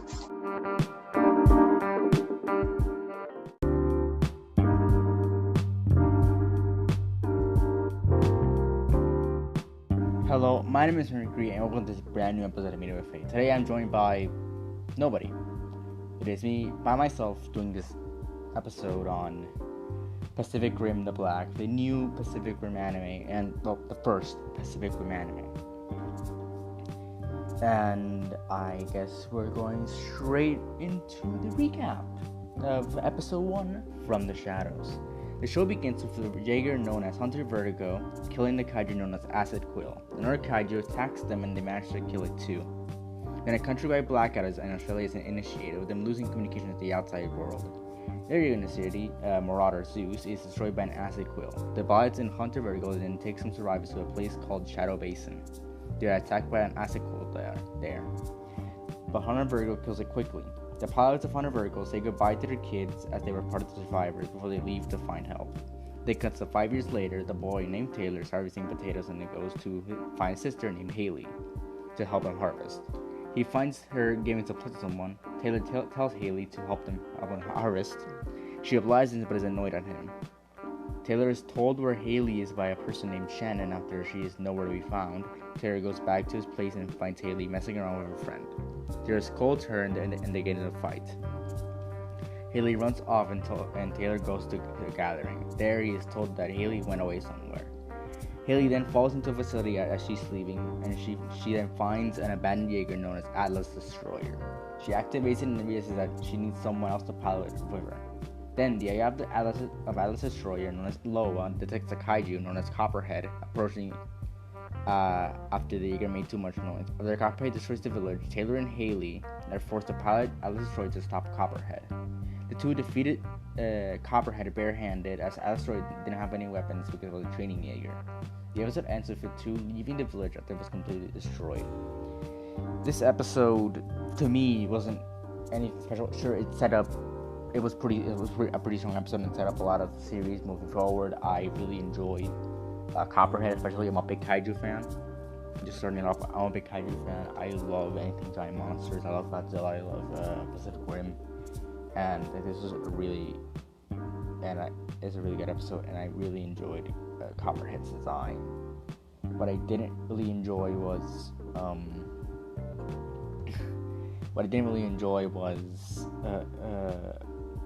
Atlas Destroyer. I don't like the name. It sounds weird. Atlas Destroyer. And I don't like its design. It has too much of a bright coloring, and it looks too generic for a Jaeger. And I guess that's it for my coverage of episode 1. And since no one's here with me, I'll just go straight to episode 2. Into the Black. The episode begins with Haley having a nightmare sequence, and Taylor waking her up after Atlas Destroyer runs out of power. Taylor and Haley enter the Jaeger to find some power cells. As they are crossing the city to get power cells, they are attacked by very small kaiju named Rippers. Escaping the Rippers, they manage to reach the bridge to the place where they will find power cells. They are then pursued by the Rippers, but the Rippers are then killed by a Jaeger Kaiju hybrid, and they fall into the water below the bridge after being attacked by the hybrid. Taylor then wakes up there having a memory of their past. They then enter a building where the power cells are. They split up and Haley finds a power cell and a boy in a tank. They then break out the boy, but the sound they make breaking out attracts the Rippers. They manage to escape, but the power cells break in the process. The episode ends with the three sitting in the Jaeger, resting after what had happened. This was nothing really special for me. This episode, didn't do anything for me. It wasn't as special as the other episodes, gotta say. And while I did enjoy the addition of the Rippers, or the very small kaiju dogs, pretty much, I don't think it did anything for the show. I mean, this is a pretty unnecessary episode, I gotta say. It kind of felt like a filler episode, but the addition of Rippers are fine. And that's kind of like the only saving this episode, plus the introduction of Apex to the series, even though not named, bringing back those things from Uprising, the Kaiju Jaeger hybrids, which was a cool idea for Uprising, but they kind of just screwed it up because, well, they didn't do anything with them until now. Uprising, a lot of really good ideas, but it was just wasted, and that's really sad. But that's not going to talk about Uprising. We're talking about the anime. So that's all I have to say. Let's move on to episode 3, Bogan. The episode begins with vehicles entering the city. Taylor, Haley, and the boy go to where the people are to make contact with them. It cuts to a squad of people taking extra from a kaiju. When the kaiju catches the boy's scent, it attacks the squad. The squad manages to kill the kaiju. One of the remaining members, named Richter, tries to shoot Taylor. One member, named May, stops them. They introduce themselves and are then taken to the base where May and Richter came from. When they reach the settlement named Bogan, they are introduced to the leader of the operation named Shane. The three are given food, then a limousine arrives at Bogan. Shane then trades the kaiju egg for some power cells. A firefight then ensues. Finishes. Shane takes both power cells and shoots the kaiju eggs. The three are then taken prisoner by Shane, and Taylor is interrogated. The episode ends with Shane finding out about Atlas Destroyer through his interrogation method, and then going to search for it. Again, this is not And starts episode 1, other than really introducing Shane, May, and Richter. Richter doesn't do anything, but whatever. And May, to me, is my favorite character from the series. I don't care about Taylor, Haley, Boy. They can all screw themselves. But May is the best character. And Shane is a good villain until he just disappears he just disappears after the 5th episode, which is sad because that just means he's sequel bait. And well, sequel bait, sets up sequels and it's kind of good, but it's not. He just kind of get wasted. Well, I should just reset to episode 5 discussion, but he's just kind of wasted as a villain, and that's really sad. So, well, May's my favorite character. Also, the boy name, but Kratos. That's all I gotta say. Good boy. Now, whenever I say that name, I will say boy. My best Kratos impression that I'll never do. The best Kratos impression I can do, because I don't know how to do Kratos impression. Boy, I can't get it. So on to episode 4 after that cringy talking discussion thing. Episode 4, Up and Running. The episode begins with Taylor suffering from a drift hangover after the interrogation. They then reach Meridian and find out the destroyer. May then searches for Joel, their Jaeger expert. Joel then checks out the Jaeger. Shane then orders Joel to pilot the Jaeger. After many unsuccessful attempts, Joel is injured after many attempts. Copperhead is then alerted of Atlas Destroyer's presence in Meridian after hearing its alarm. Taylor and May then pilot Atlas Destroyer to take care of Copperhead. During the fight, Copperhead destroys Atlas Destroyer's arm. They manage to stop Copperhead by blowing mines under him. Shane then almost kills Taylor for crippling Atlas Destroyer, and then the episode ends with Shane telling the three that they must leave the base immediately. Again, they okay. I have to say, these are good episodes. They just don't do anything for me. Sure, Copperhead appears, and Copperhead is my favorite Kaiju because it's the only Kaiju that actually matters. It's one of the only two that ever gets named. Acid Quill gets named. That's it. And then the Rippers. But they don't really count as Kaiju. Well, they do. The giant monsters are mostly called Kaiju by enthusiasts. Let's just put it that way. But, nothing special about this episode, other than, the fact that May and Taylor can drift without having any prior training, even though, Haley didn't have any prior training. Taylor did have training. Haley just drifted with Taylor because why not? And it just kind of seems like Taylor can drift anybody, which kind of defeats the purpose because, you can only drift only one person. I'm pretty sure in the lore of Pacific Rim, it's only it's only someone specific that you can drift with. So this just kind of disregards that entirely. And it serves later because who's gonna pilot the Jaeger? It's gonna be Haley, it's gonna be May, whatever. But I don't care. I just don't care. That's as simple as that. I just don't care, and that's sad because I should care. It's a really good show, but I don't know. I just don't care. I just don't care about that plot point. But anyways, let's move on to episode 5. Escaping Bogan. The episode begins with Joel trying to fix Atlas Destroyer. Taylor, Haley, and Boyd then leave Bogan. Shane then sends Richter to kill the three after they leave. May then tells Joel that he has until the end of the day to get Atlas Destroyer running. Richter then reaches the three and shoots Boy. Boy's unaffected. Richter is knocked out by Boy, and Richter is then killed by May. May then sneaks Taylor into Atlas Destroyer so they can pilot it. Joel then tells May he just kills May. That doesn't happen. Joel then tells May about her past. May then exits the Jaeger angrily. Haley and Boy are then captured. To save them, Taylor initiates Ghost Protocol and manages to save them, and they bring May with them. Then they destroy Bogan and escape with the Jaeger. The episode ends with Joel's head being blown off by a radio and May standing in shock. Yeah, no, this one of my favorites. Even though it's not anything special. At least, they're all nothing special, minus like the final one. But I don't know. I really enjoyed Joel as a character. He was a good character, one of my favorites aside from May. And he just got killed in the most brutal way possible that I've seen in the show. Because there are way worse. There are way worse ways to get killed in this universe. Getting killed by Kaiju. Oh, that one sucks. That one must suck.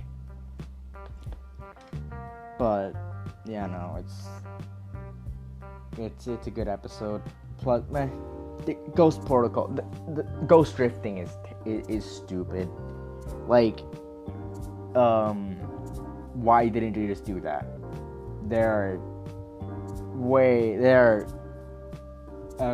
So there's Stacker Pentecost, which just did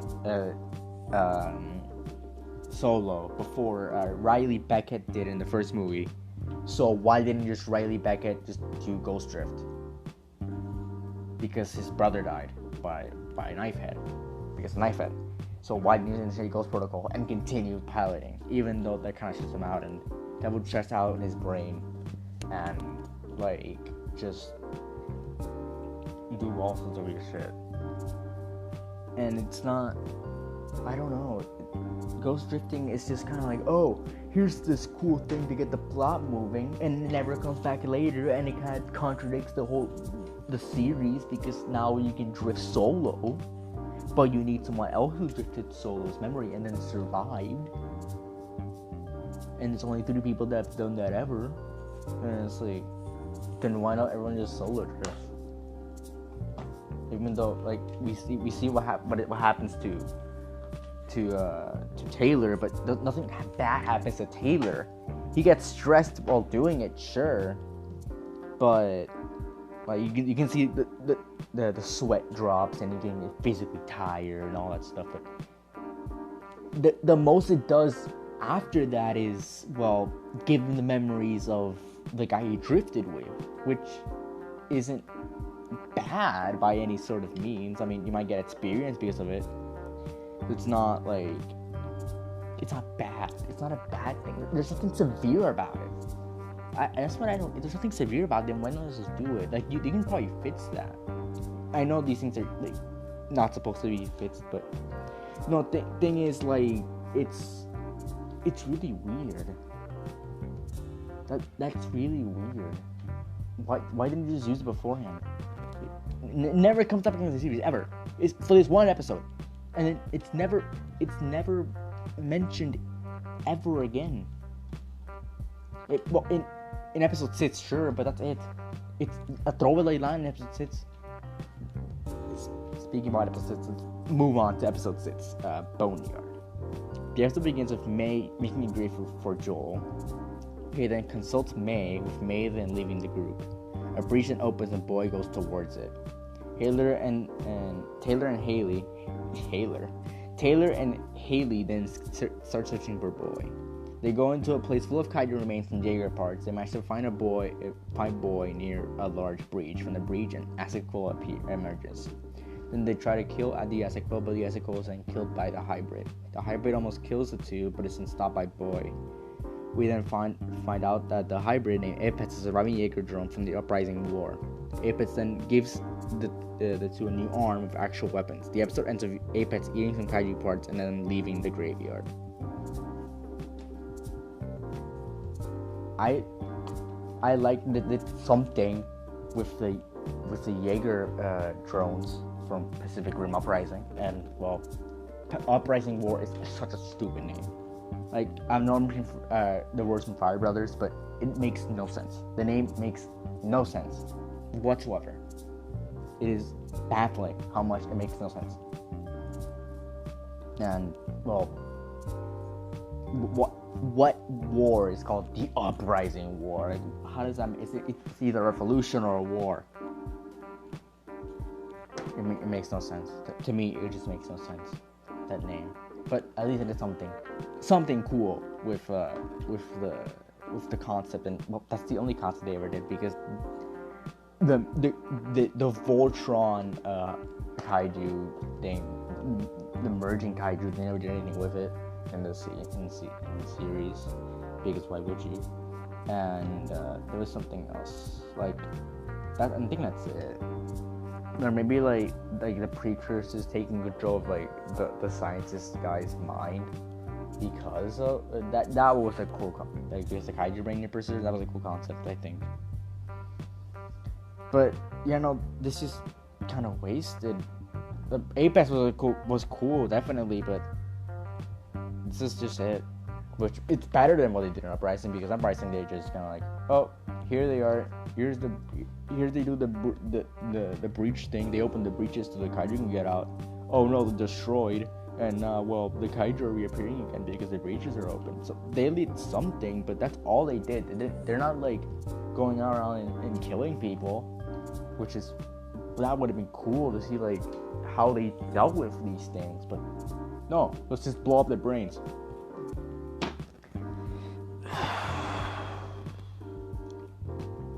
Uprising was a bad movie. Uprising was a really bad movie. It had so many good ideas. Such a bad movie. Let's move on to the finale. Episode 7, Showdown. The episode begins with them training with the arm. They then head towards Clayton City after getting a Jaeger signal there. May then gets their attention and they go to a cafe. As they drink hot chocolate, May gets a memory of her past, which is then interrupted by Boyd playing some music. All four then dance. May then stops the music after getting another memory. Taylor, Haley, and Boyd then venture through Clayton and find Hunter Vertigo. They then climb into the con pod. Meanwhile, May tries to talk to Loa, but to no avail. Taylor and Haley then go into Hunter Vertigo, but then finding out what happened to their parents with them leaving the city and not being dead. Copper then enters the city and attacks Atlas Destroyer. Taylor and May then pilot Atlas Destroyer. Meanwhile, Boyd transforms into a Kaiju and fights with Copperhead. Boyd is then taken out of the fight with Atlas Destroyer, resuming it. Copperhead is then killed by the nuke. Hunter Vertigo had jammed it, being shot into the hole in the chest made by Atlas Destroyer. The episode ends with some people in hoods looking at Boyd's Kaiju form. This episode, like Uprising, but also unlike Uprising. Like Uprising, it sets up a lot of cool things, like human Kaiju, like Kaiju that have human forms. That's a great idea, but like, unlike Uprising, this was actually good. And this episode has two things for the second season. One, now they know that their parents are not dead, and the people in the hoods, which worship the Kaiju, which were talked about in the series beforehand, but they didn't really come up until now. And apparently they were in the first movie in the background, but whatever. And they were mentioned they were mentioned in the series and in the films. Like, oh, there's these people that worship the Kaiju as these grand beings and stuff, but that never came up until now. Maybe the second season. It doesn't come up until the finale of the season, and then of course the second season, which is confirmed to happen. But and well, the parents, they're gonna find their parents. They're probably gonna be mind controlled by the fucking by these people, the sisters, how I call it. Oh, goddamn. Wow, just I can't believe it. Anyways, it was a good episode, but nonetheless, better than Uprising. 10 out of 10. And I love the dance sequence in the episode. And well, now my new favorite song, one of my favorite songs is now "Give Them Hell" by the Renegade, the the Rebels, or I don't know, I forgot the name, but good song, all wrong, good song, man. And I gotta listen to it after this. I had to pause the episode and listen to the song, and I put it on my Spotify playlist because I couldn't comprehend how good it was. But yeah, well, I guess I have to move on to the thoughts of my series as a whole, and with the anime. and this is a good anime. It had its problems and things that just never came up later. Ghost drifting and pretty much just ghost drifting, and also the machine that Shane had that he could drift without being in a Jaeger never came up ever again. Oh, and Shane also sequel bait, Shane sequel bait, the parent sequel bait, the sister sequel bait, all of that just sequel bait, and like just that's just not you shouldn't sequel bait until like it's the end of the thing. Like you should that's all you should do. Well, they had the same problem with Shane and Alan Jonah from Godzilla had the same problem with it. He just kind of disappeared for the end, and then Alan Jonah reappeared for the post credits. And well, Shane didn't appear for the post credits definitely, but it's good. It has its problems definitely. Like just leaving things, like I said, leaving things for the second season. Just like any other shows, like the second season of Camp Cretaceous, the East 750 thing, left for the first season, which is coming out soon. But yeah, I don't know how to feel. The series is good at its problems, so I guess it's a decent series, a decent anime. Do I recommend it? Yes, I do. It's a good story of these kids trying to find their parents. That sounds boring, but then there's the whole kaiju and giant robot thing going on.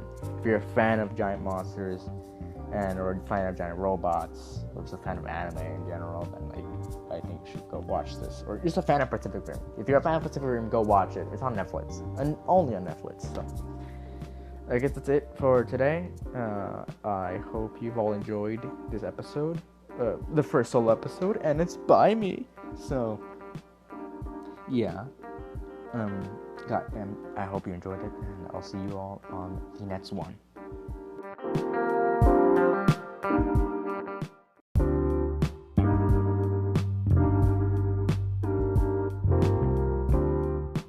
Hello, my name is Mercury, and welcome to this brand new episode of Meter Fate. Today I'm joined by Pancakes and Yesi. How are you both?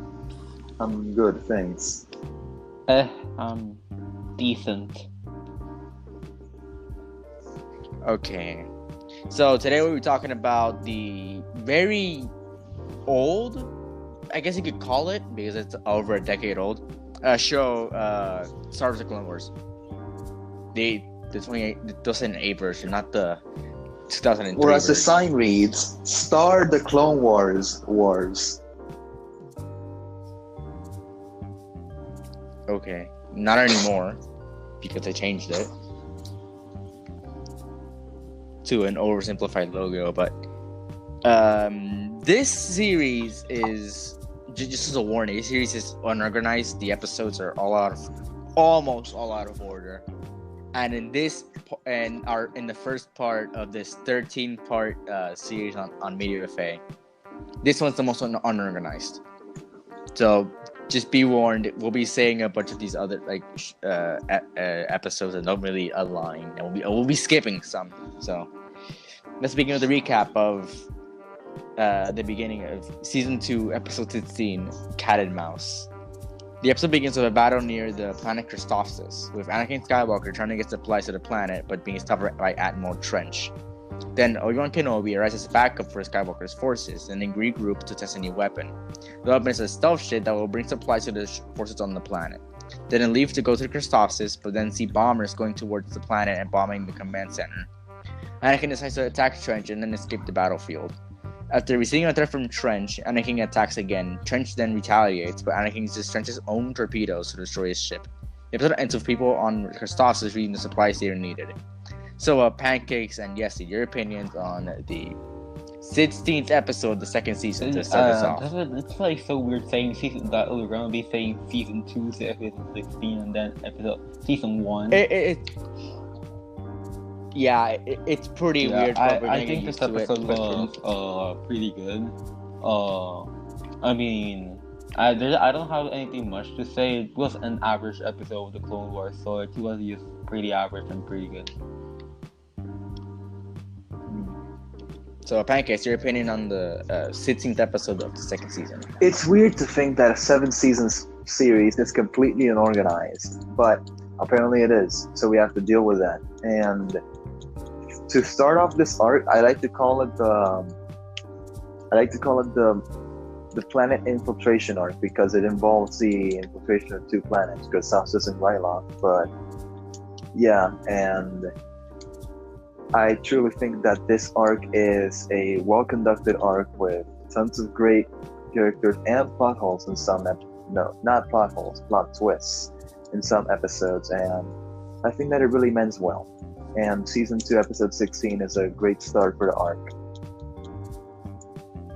So yeah, my thoughts is this is a good episode to start off the chronological start of the series, because why isn't it not? But this sets up Trench, which spoilers, doesn't actually die.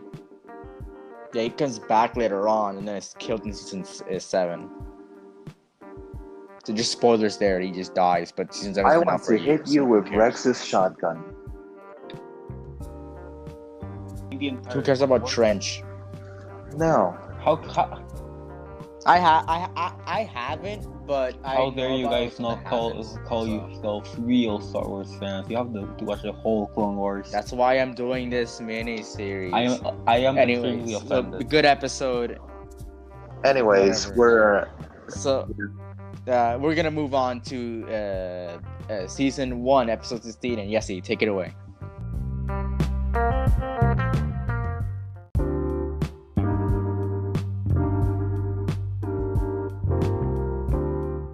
Season 1, episode 16, Hidden Enemy.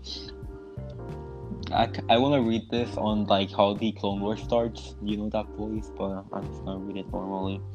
On the planet Christophsis, Anakin and Obi-Wan plant an ambush, but Obi-Wan instead ambushed himself. Anakin then goes to help him.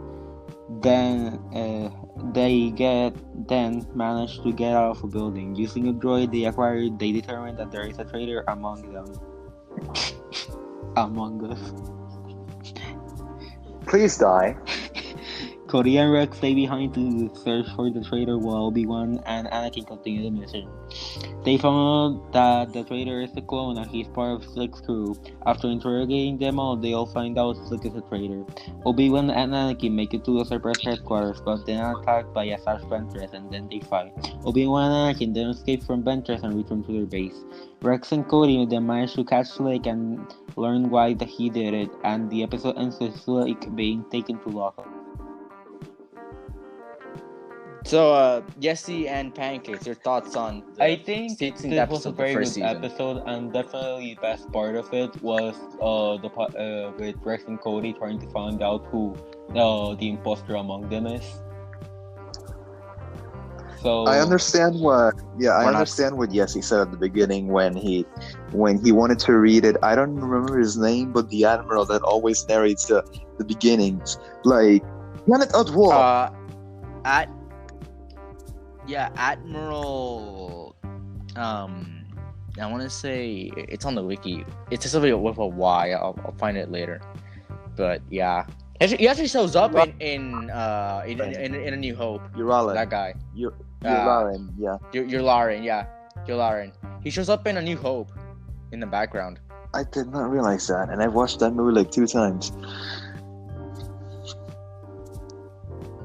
Yeah, he dies on the Death Star, the first Death Star. Okay, you didn't have to tell me that either, but okay. Anyway, my thoughts on the episode. My favorite line out of all the episode was, "It's Slick? Slick's the traitor?" Because the tone of the voice is actually indicative of how surprised they are to find that Slick was the imposter among them, and it was actually pretty interesting to see this. So yeah, this episode, this episode wasn't anything special to me. It didn't really add anything to their Christophsis arc. Yeah. Other than Christophsis and shit, you know, like Among Us. Dun, dun, dun, Excuse me, you said it wrong. It's actually pronounced Amogus. Among Us. One of the worst podcasts there is out there to listen. Yeah, I know, but this episode, meh, I don't care. It was good, but like, it's one of those unnecessary episodes, so don't add anything. You know, like the entirety of the Christophsis arc. Yeah. Any, I don't know, like, it's a very common anime trope to fill a lot of episodes with a lot of bullshit. What do you mean it's not an anime? It's one of the greatest anime ever made. Star Wars, Star Wars Clone Wars, the anime. I think it's one of the only animes that Disney has ever made, except from Big Hero 6. That's also a very good anime. Big Hero 6. Yeah, very good anime. The Clone Wars. 10 out of 10. Okay. So, no, this episode was pretty unnecessary, but it was good. It's like filler. Like, some of the episodes are good, but then again, I mean, even the filler is good, except anything? the arc with the sisters. Yeah. From season 7. We're gonna get to that in a few months. No, what do you mean a few months? No. What do you mean you'll see later? Anyways, I'll tell you soon enough. Anyway, so yeah, thoughts.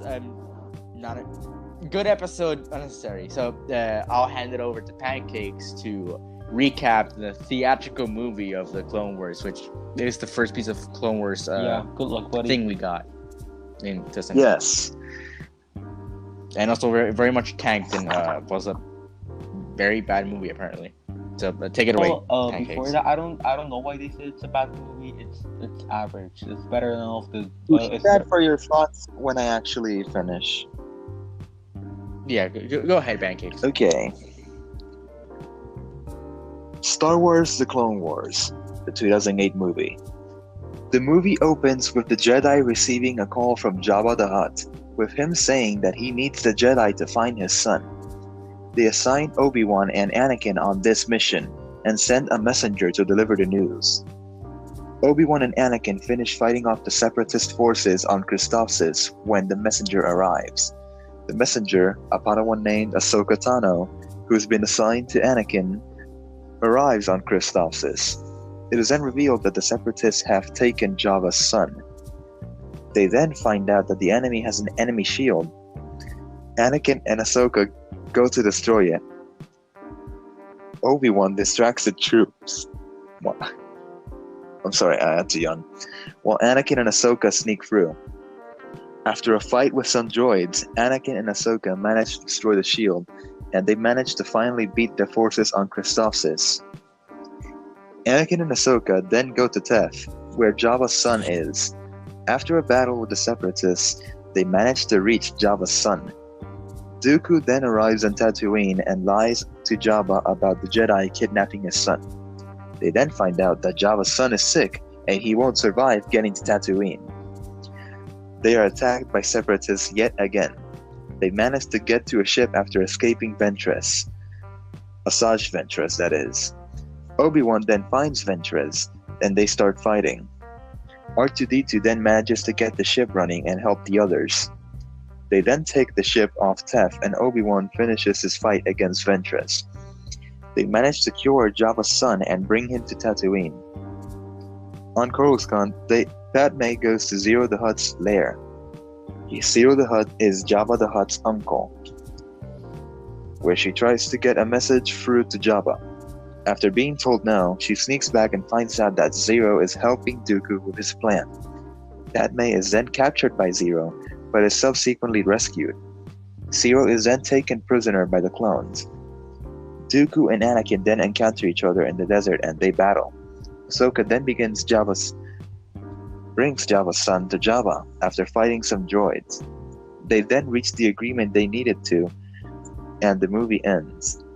Okay, I just wanted to say that in one of the lines towards the end of the movie, Jabba told Anakin that he wanted Anakin to bring Dooku to justice for what he did to his son. And Anakin said that he would assure that that happened. This is foreshadowing Anakin killing Dooku in Revenge of the Sith. Okay, so aside from that, Yesi and Pancakes I is don't on think this that's episode. foreshadowing. Movie. I mean, just No, like it's just another sign. like That's not technical. That's not foreshadowing. I'm sorry. It's more like chronological foreshadowing because it technically already happened. Yeah.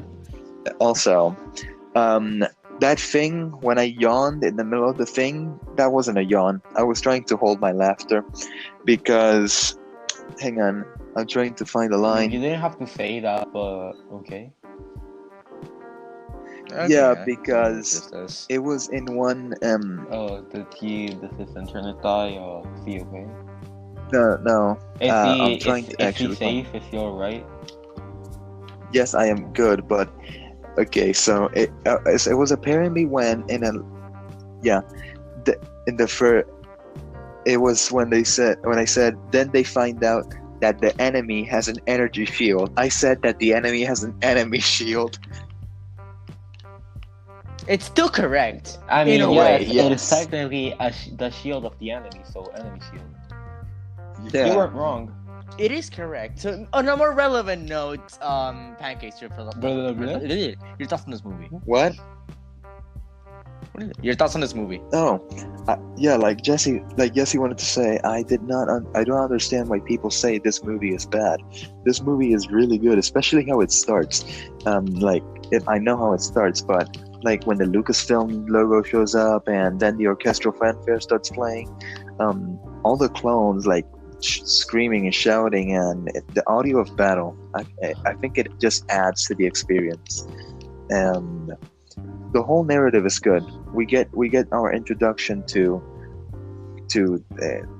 chronologically to two characters, Asajj and Ahsoka, and especially Count Dooku too, because since this is apparently the arc that begins the whole storyline, and we haven't seen Count Dooku in person before. This is technically the introduction, and it was really Also, nice. I have something to add. I didn't really understand what Clone Wars was until I watched the movie, because I thought Separatists were just another name for Sith and another group. Like, oh, I don't care. But then I realized that the Separatists and the other one, I can't remember the name, the good side, the Republic. The Republic's kind of like the whole body in itself, and the Separatist is like it's like a part of the Congress that broke off. Yeah, I mean, I don't know why they keep saying that the Clone. What? Not that they keep saying. I don't know why they said the Clone Wars is like a kid show, because like politics, brutal murder. Yes, it's. Yeah. I wouldn't understand. I wouldn't. Yeah, have like understood, that I thing wouldn't hasn't have understood happened the on show thing when I was before. a kid, because Yeah, I don't know how it's like a PG rating when it shows. I mean, it was like in Yes. 2010, so yeah. No, this was made in 2008. Yeah, 2010. Same year as Iron Man. Yeah, but real action cartoons. Wow. I don't. Disney had a good in year. 2008, I don't think there were many cartoons like that. I still think that Obi-Wan is the greatest character in all of Star Wars history. You know what? I actually gonna disagree with that. I know that's a very unpopular, but I don't think Obi-Wan is not my favorite character. I don't think he's the best one. How dare you insult the great mighty Obi-Wan? Have you seen his beard? His beard is immaculate. I mean, yes, he is Jesus in the Clone Wars, the Star Wars version of Jesus, but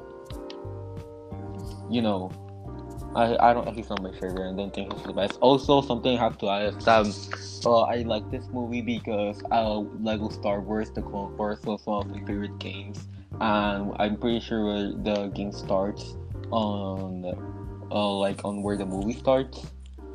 So, in chronological order with the Clone Wars. So this arc specifically, because it's basically an arc, I liked it a lot. It was one of my favorites.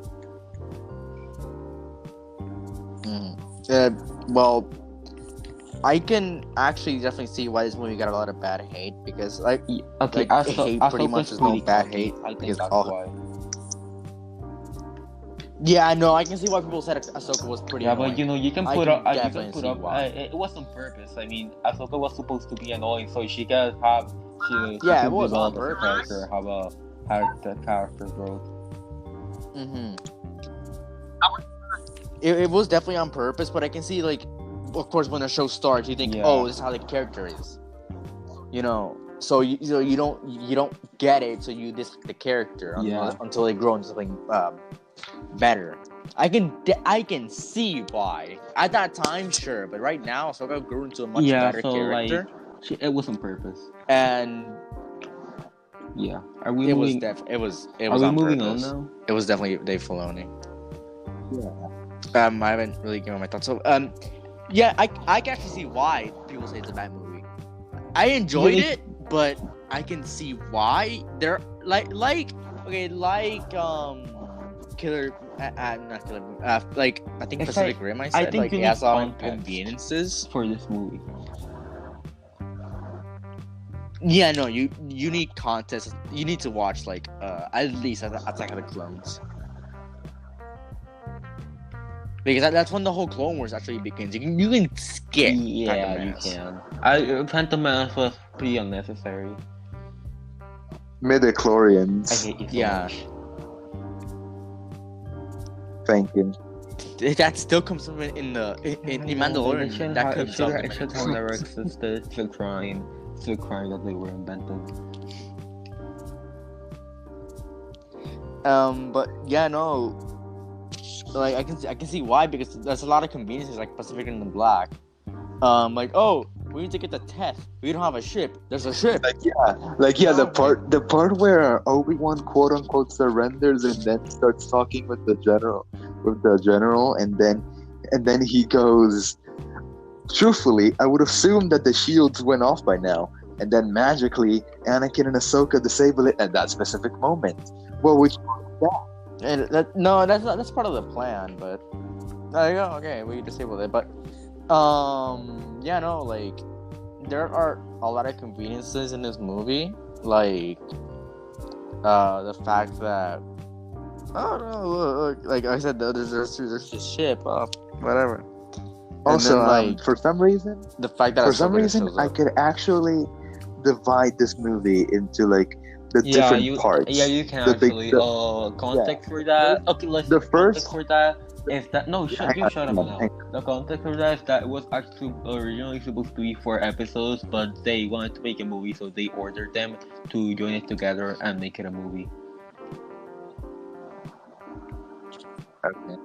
Now, at least it was nothing. At least it wasn't like Yeah, episodes. but it was stitched originally together, meant to be different arcs.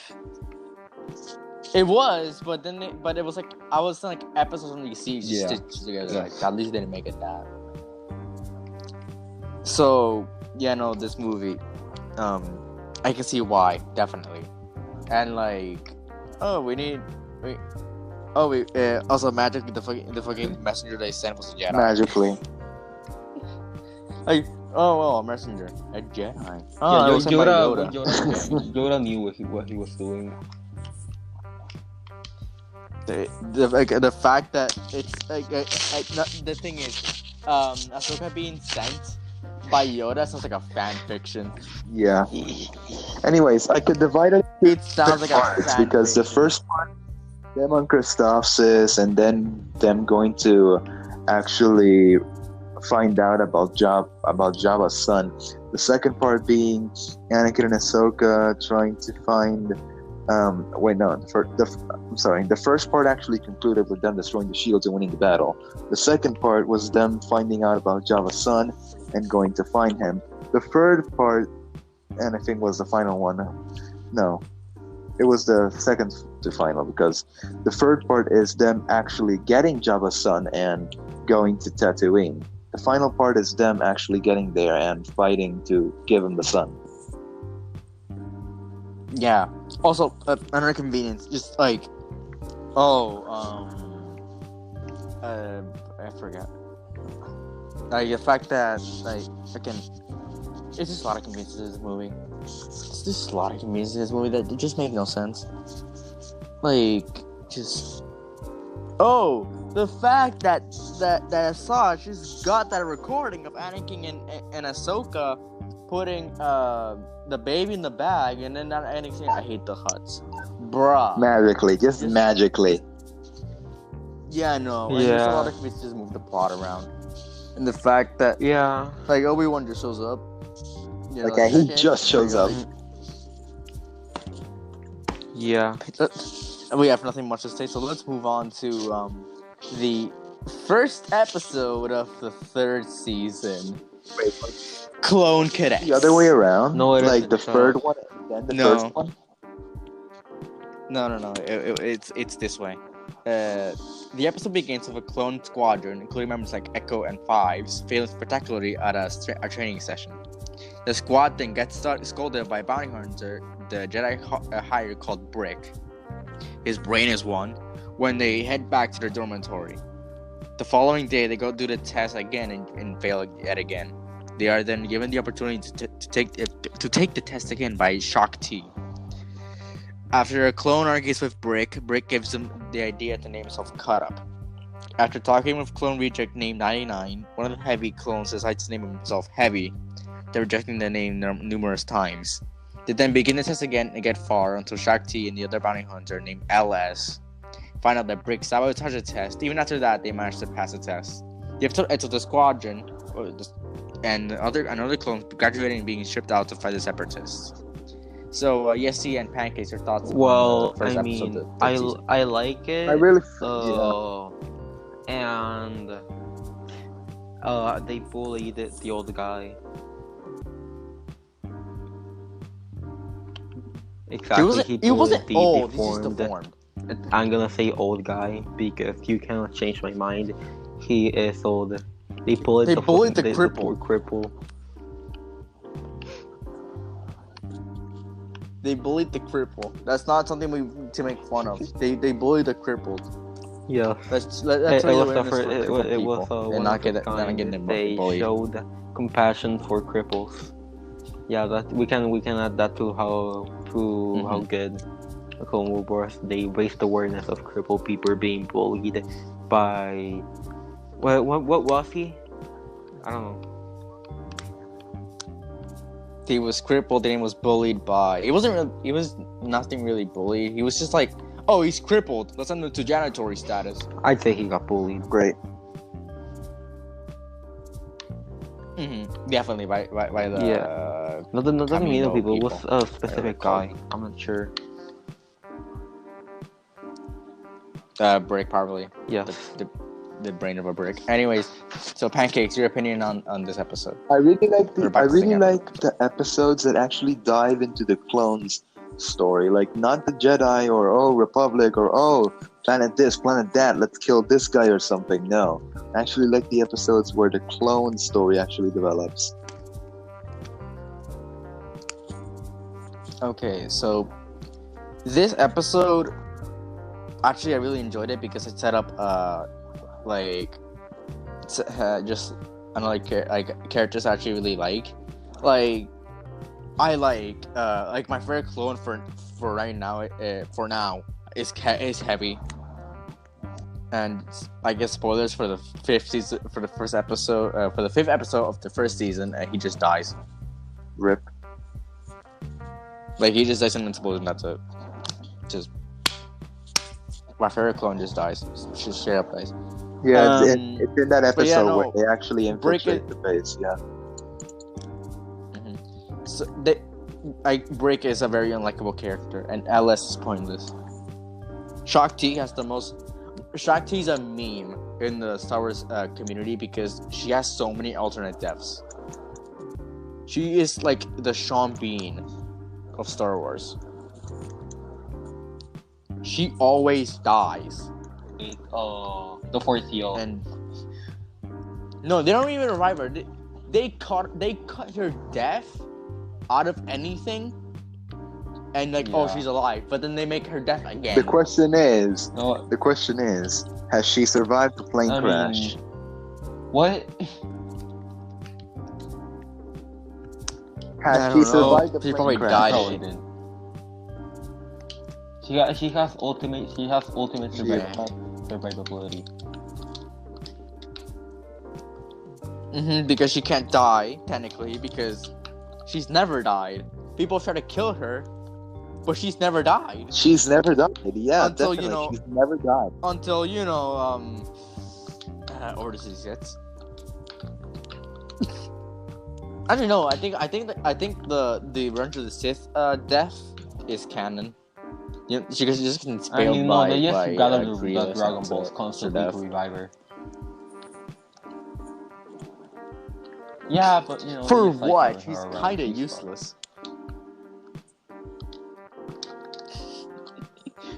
There's like having her around for like as background for Jedi. We need more Jedi. Bring back Shotzi. She's just there. Getting revived. She exists to be Uh, I can find some, finally, a relatable Star Wars character.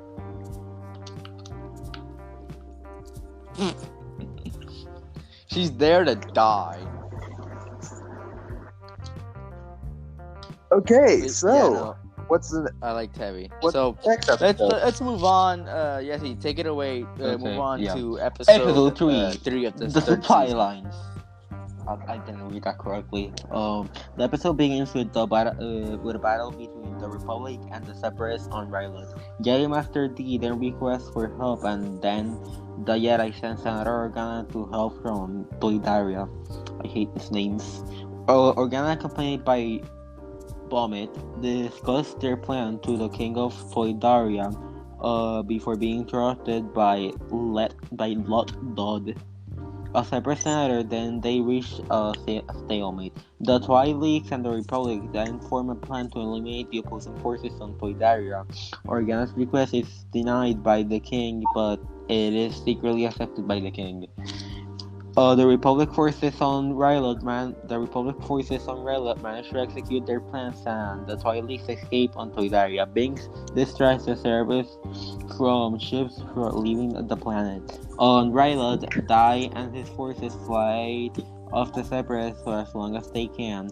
The Yankees clone captain named Charlie dies before they reach the supplies reach Ryloth. The episode ends with Organa getting threatened by Dog and the king possibly joining the Republic. My thoughts and opinions is that I didn't like this Yesi and episode Pancakes, because your Jar Jar opinions on this Binks. episode.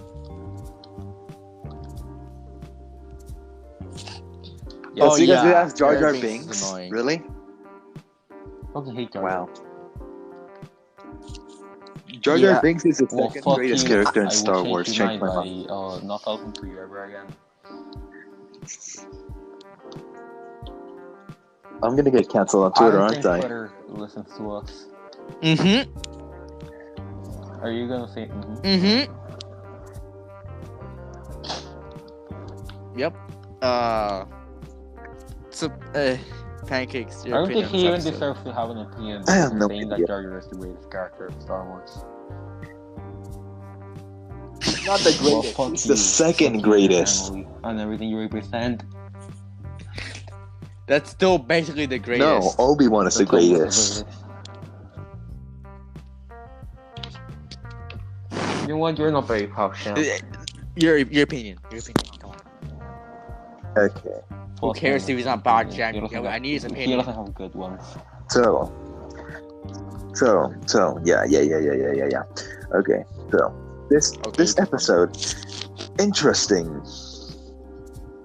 indeed, because I really do not know how this one could connect to the previous ones, because I really don't see a connection, because Ryloth, Christophsis, they're not the same. So I am just gonna withdraw from that for a bit, but it was actually a pretty enjoyable episode in a sense. Yeah. Okay. That's it. That's it. Okay, so this episode, first of all, Rip Die. I think it's called Die. D. He's not called D. Called D. No, he's not. They never say D. They say Die. Rip Jedi Die and Captain Keeley. They're the first Jedi death. He's the first Jedi death. We've seen clones die before, and later on. But yeah, no. This episode, okay, to the Ryloth arc. This actually isn't part of the Ryloth arc. This in the wiki. It isn't part of the Ryloth arc. But so I think this episode pretty unnecessary. Like, it's one of those other episodes that's just unnecessary because what it does is just, they get it tries to, is there supplies, but then when we actually go to the Ryloth arc in the last arc of season 1, never comes up again. Like, Dai or Keeley never come up again. So pretty necessary. Like, they probably haven't come up with that idea by then, but unnecessary episode because they do anything with it. Again, enjoyable but unnecessary. So let's move on to the final episode of this. Ironically, the final episode of this arc. So, Pancakes, take it away. Yeah, ironically, with the season 1, episode 1. Ironically, the final episode of the arc is the first episode of the series. Yeah. Take it away. Okay. So, episode 1, Ambush. The episode begins with the king of Toydaria, named Katunko, receiving a call from Count Dooku. Then, Yoda and a group of clones arrive at the moon. Asajj Ventress and Yoda reach an agreement on which side of the war the Todarians will align themselves with. They start making their way to where the king is, but keep being interrupted by separatist forces. They attack the enemy and then go back to moving through the forest. They then go into a cave to rest. After talking with the clones, Yoda and the group then keep moving. They encounter the enemy and Yoda and the clones finish them off. After Yoda's victory, Katunko decides to join the Republic. Ventress almost kills him, but is then stopped by Yoda. The episode ends with Ventress escaping and the Republic arriving to build a base on a moon of Toydaria. That's a mouthful, but Pancakes and your opinion on this episode. My opinion is that I don't get it. Why are Grievous and Ventress the only ones that actually have to get away every single time? They just magically get away. We're not gonna question it. They're just basically. Like, I know. Yeah, but I mean, one survives the Clone Wars. Yeah, I know. Grievous survives I know Grievous dies in Revenge of the Sith. I don't know what happens to Asajj. No spoilers, but still, I don't get how they always keep escaping in the Clone Wars episodes. They just magically keep running away.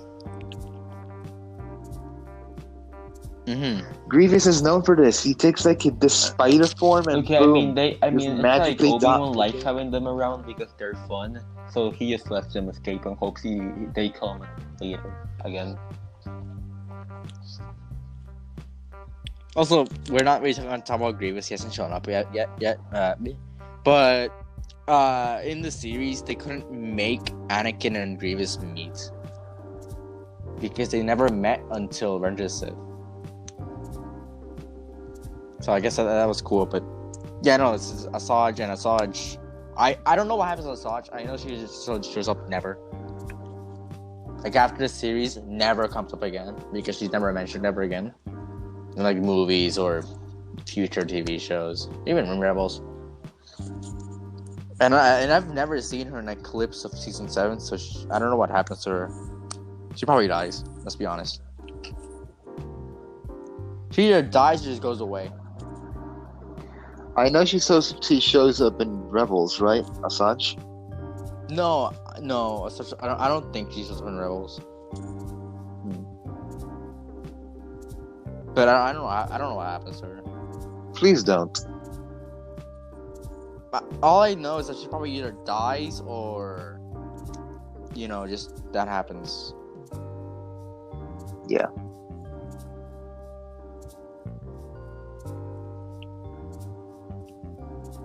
Okay. So Yeah.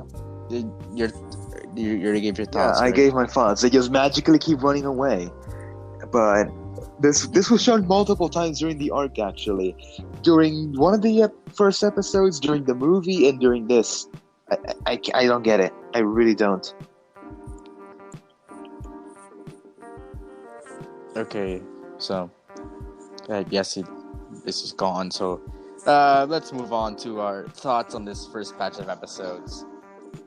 So Pancakes, your thoughts on the first batch of episodes? Yeah. Good arc, but pure execution. Poor execution, not pure. It's actually a pretty good arc, but the way the episodes are laid out and the way the story gets told is a bit poor, in my opinion. No, the story is rich, the story is nice, but the way it's told, meh. Yeah. Yeah, I have the same opinion. Like it is an enjoyable start, but it isn't as good as it should be because it's the start of this. Hey, in my book, if it isn't a 2017 trendy kids movie, it's good. Okay. So yeah, it's a good start. It's an enjoyable start, but sure, it's enjoyable but decent. Yes. It's one of those things you just turn on to watch in the background, like these episodes. It keeps getting good, but I guess that's it. So Yesi and Pancakes will join me as we go along this 13-part series throughout the months. Man, so yeah, well, you'll see a lot of us. I better get to finishing the series. So we'll see you all in the next one. Okay.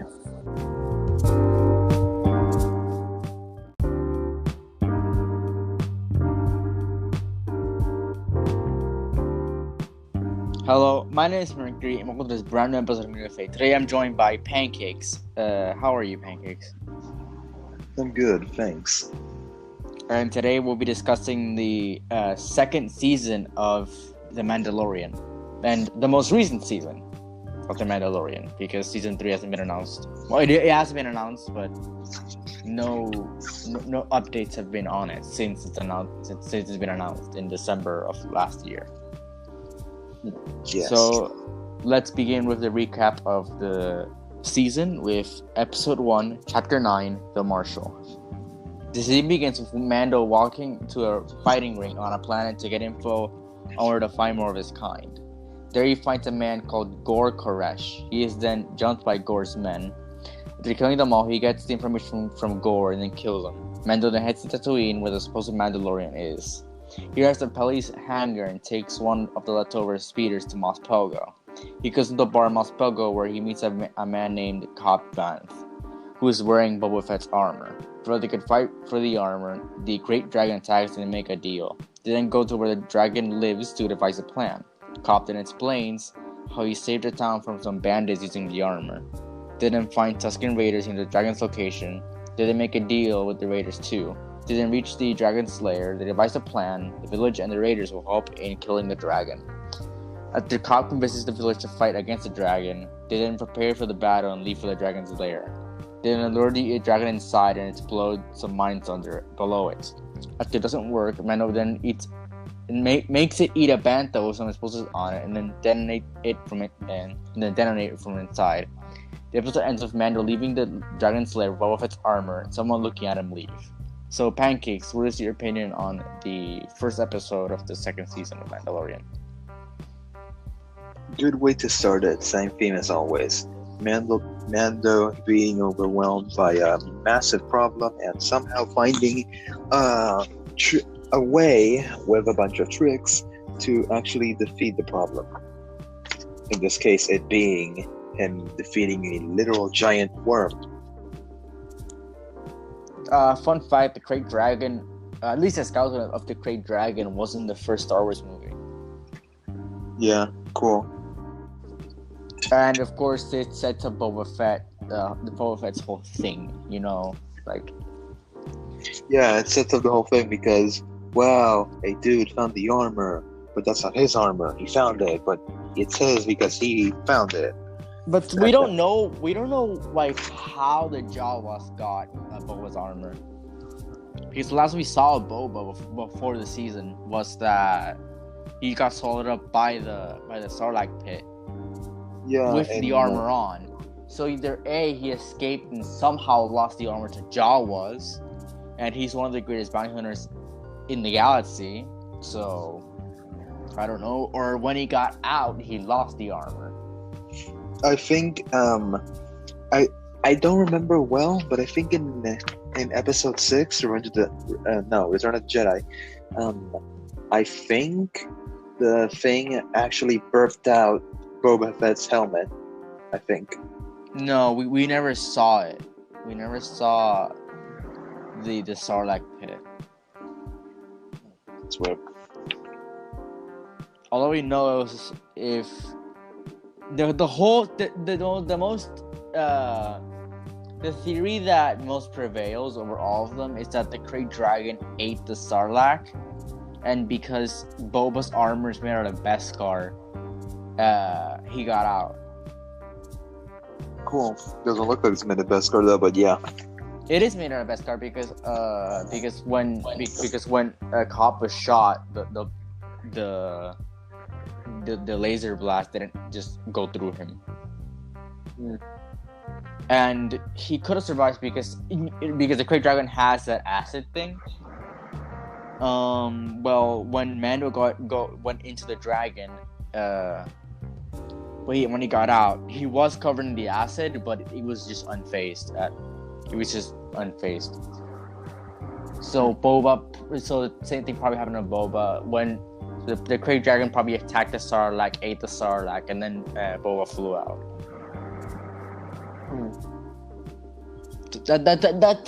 That's the most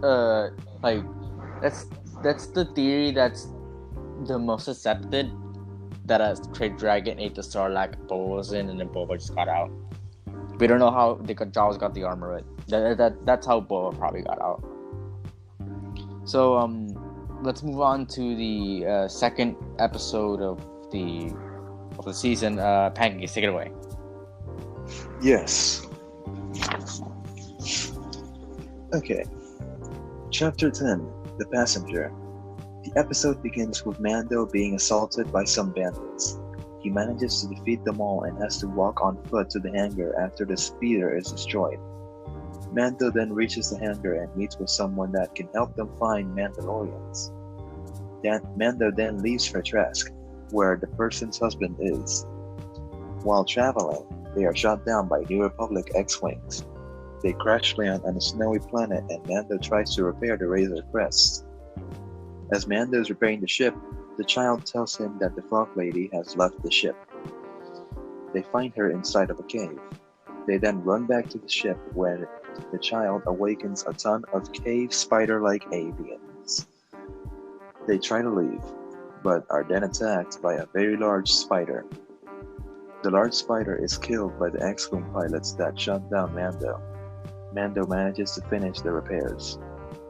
The episode ends with Mando and the others leaving the snowy planet and continuing the path to Trask. So, Pancakes, your opinion on the second episode of the second season? Eggs. Okay, is that it?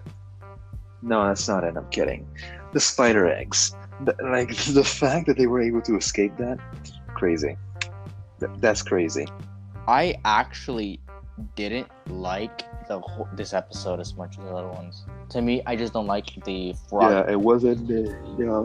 It wasn't my favorite. Definitely was not. It's my least favorite out of the whole show. This is my least favorite. I hate the Frog Lady arc. To me, it's pointless. And man, the spiders thing. The spiders are just.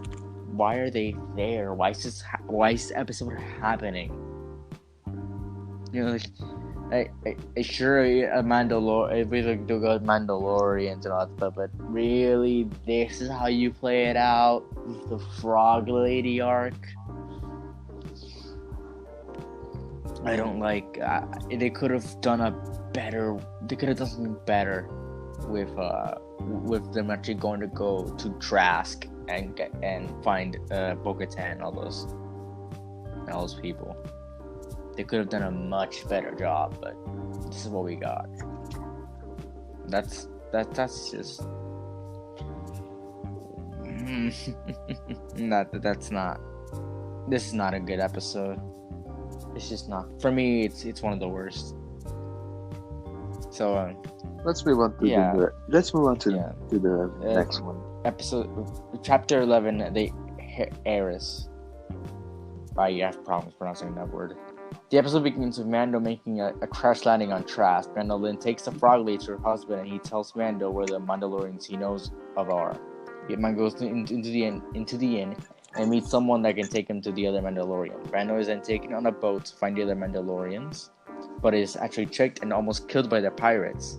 Mando is later rescued by Bo-Katan and two other Mandalorians named Casca Reeves and Axe Wolves. The Mandalorians destroy the ship and go away. Mando is then attacked by the Pirates Brothers, but the pirates are stopped by Bo-Katan and her crew again. The four Mandalorians then devise a plan to take an Imperial freighter.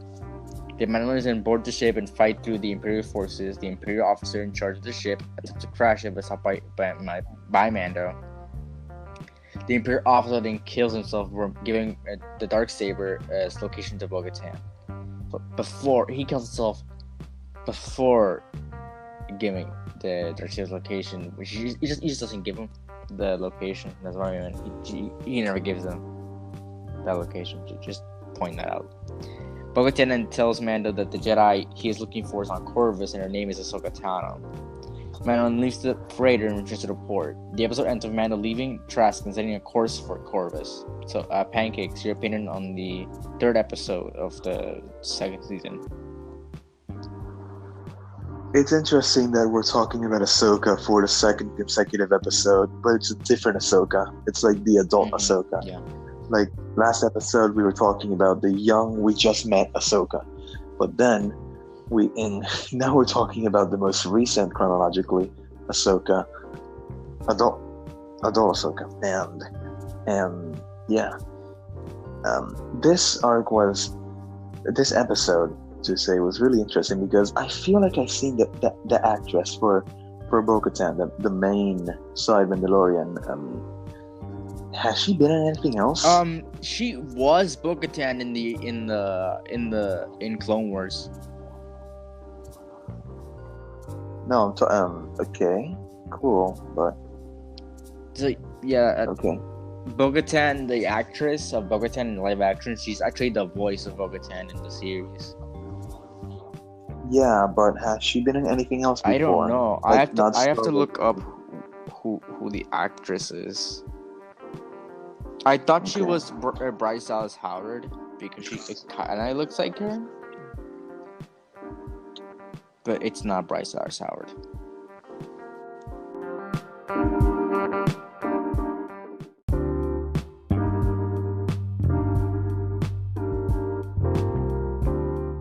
So the actress actually is Katie Sackhoff.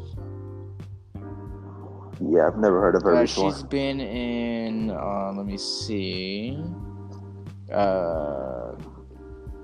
My First Mister, Halloween Resurrection, White Noise to Light, The Last Sentinel, Batman Year One, Campus Killer, Haunting Connecticut 2, Ghost of Georgia, Sets the Evil Genius, Riddick, Oculus Tale, Power Rangers, Girl Flu, Don't Knock Twice, 2036 Origin Unknown. Yeah, we got it. She's been in a lot of things. Law and Order.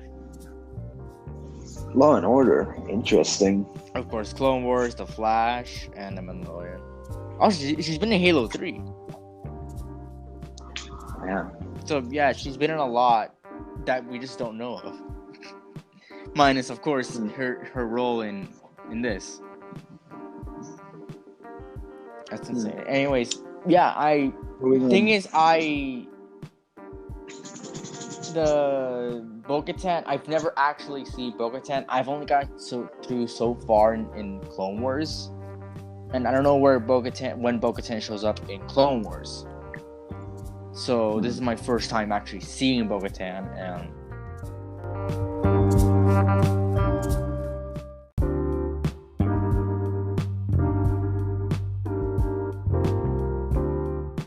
well, I've never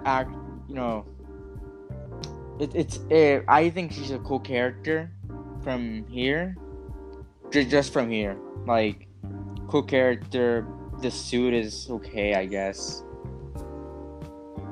And I don't like she's for me right here. She seems kind of hell-bent on taking the Darksaber. Yeah, decent introduction, but nah, not sure. It's really weird for me, Yeah, because she's probably a very different character in Clone Wars, because we're gonna see her in Clone Wars soon. yeah. So this might be a little bit weird. Yeah. To see like the sudden progression of this character from watching basically his sister die in Clone Wars to to being so hell-bent on taking the Darksaber and ruling over Mandalore, which is a dead planet, by the way. Yeah, but maybe that's why she's hell-bent, because of her sister. No, her sister died during the Clone Wars, a few years before it ended. Cool. And so I don't think it's because of her sister. It's probably because she's the rightful heir. I'm pretty sure she's part of that clan that's the rightful heir. And because in Mandalorian lore and whatever, you need the Darksaber to become the ruler of Mandalore. And since Moff Gideon has the Darksaber, she has to go get it because she wants to be the ruler of Mandalore. Okay. Anyways, here we go. And also, the other two Mandalorians are completely pointless. Ats Wolves never shows up ever again. And Casca Reeves shows up for the finale and does pretty much nothing. Yeah, no, they need to develop those characters or they're gonna become useless. No, they're more like filler for the background. Yeah, probably. Anyways, moving on. Let's move on to the episode 4 of this season. Yeah, I'll take it from here. Chapter 12, The Siege. The episode begins with Mando going to Navarro after he determines that they wouldn't get to Corvus in the shape that the ship is in. Mando arrives on Navarro and meets with Karga and Dune. Karga then asks Mando to help them take down an Imperial base. Karga and Dune explain the plan and they start their infiltration. Mando, Karga, Dune, and Mithril all infiltrate the base. Mithril manages to overflow the reactor and they escape the base. But before then, they find out what Gideon really wants with the child. They are then attacked by TIE fighters, but Mando dispatches them quickly. Mando then leaves Navarro to keep searching for Ahsoka Tano. The episode ends with the revelation that a repairman has planted a tracker on the Razor Crest. It also revealed that Gideon has been working on a new type of droid. So, Pancakes, what's your opinion on episode 4 of the second season? It's decent. It's actually nice to see stories about base infiltration and things like that, but not about Jedi.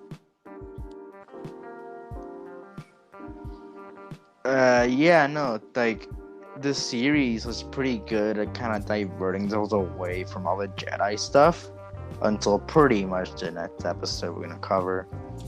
And yeah, I think this is like the only Star Wars content I've seen that didn't have any lightsaber content, at least in season 1, until the very last scene with Moff Gideon escaping.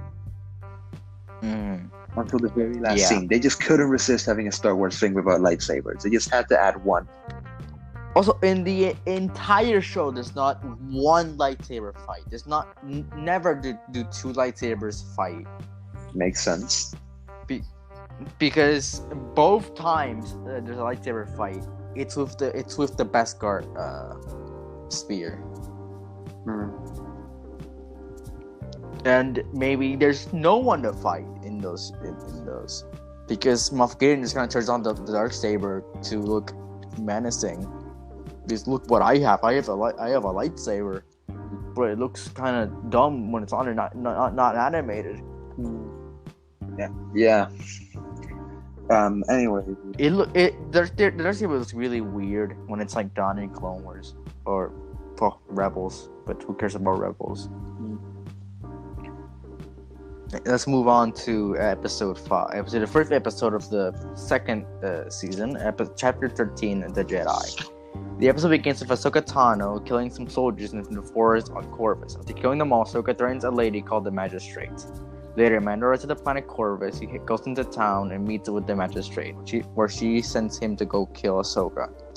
Mando manages to find Ahsoka after a small fight. They start talking. Ahsoka reveals to Mando that the child is named Grogu. Ahsoka then agrees to train Grogu.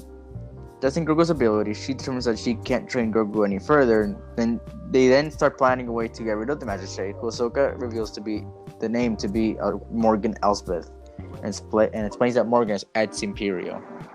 They then ambush the town and manage to reach Morgan's palace after killing some of her guards.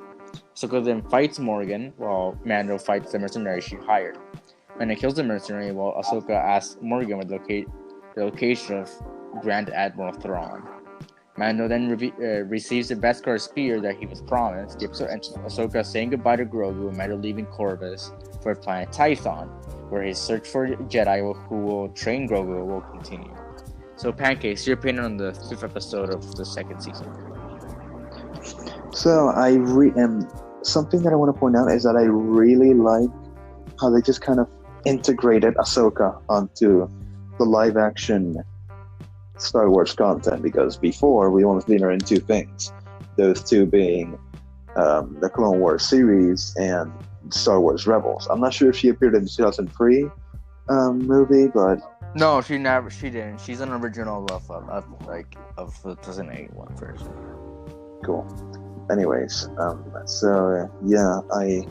what I really liked is the fight between Morgan and Ahsoka in her estate, like in the place with the pool and the bridge. Mm-hmm. Yeah, because the setting is amazing. It's just satisfying to see such a calming and tranquil looking place be turned into a battlefield between a Jedi and a ex-Imperial Beskar spear holding lady. And for me, this episode was cool. It just kind of of course, it moves the story, sure, but it mostly sets up for Ahsoka's a Disney Plus show. Yeah.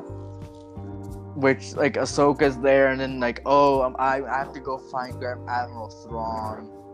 Which, we actually don't know what happened to Grand Admiral Thrawn after Rebels. He just kind of disappeared. Well, he got taken down. He got taken out by Ezra, I'm pretty sure. I haven't watched Rebels, I just know. He was taken out by Ezra by some space whales. But I don't know fucking.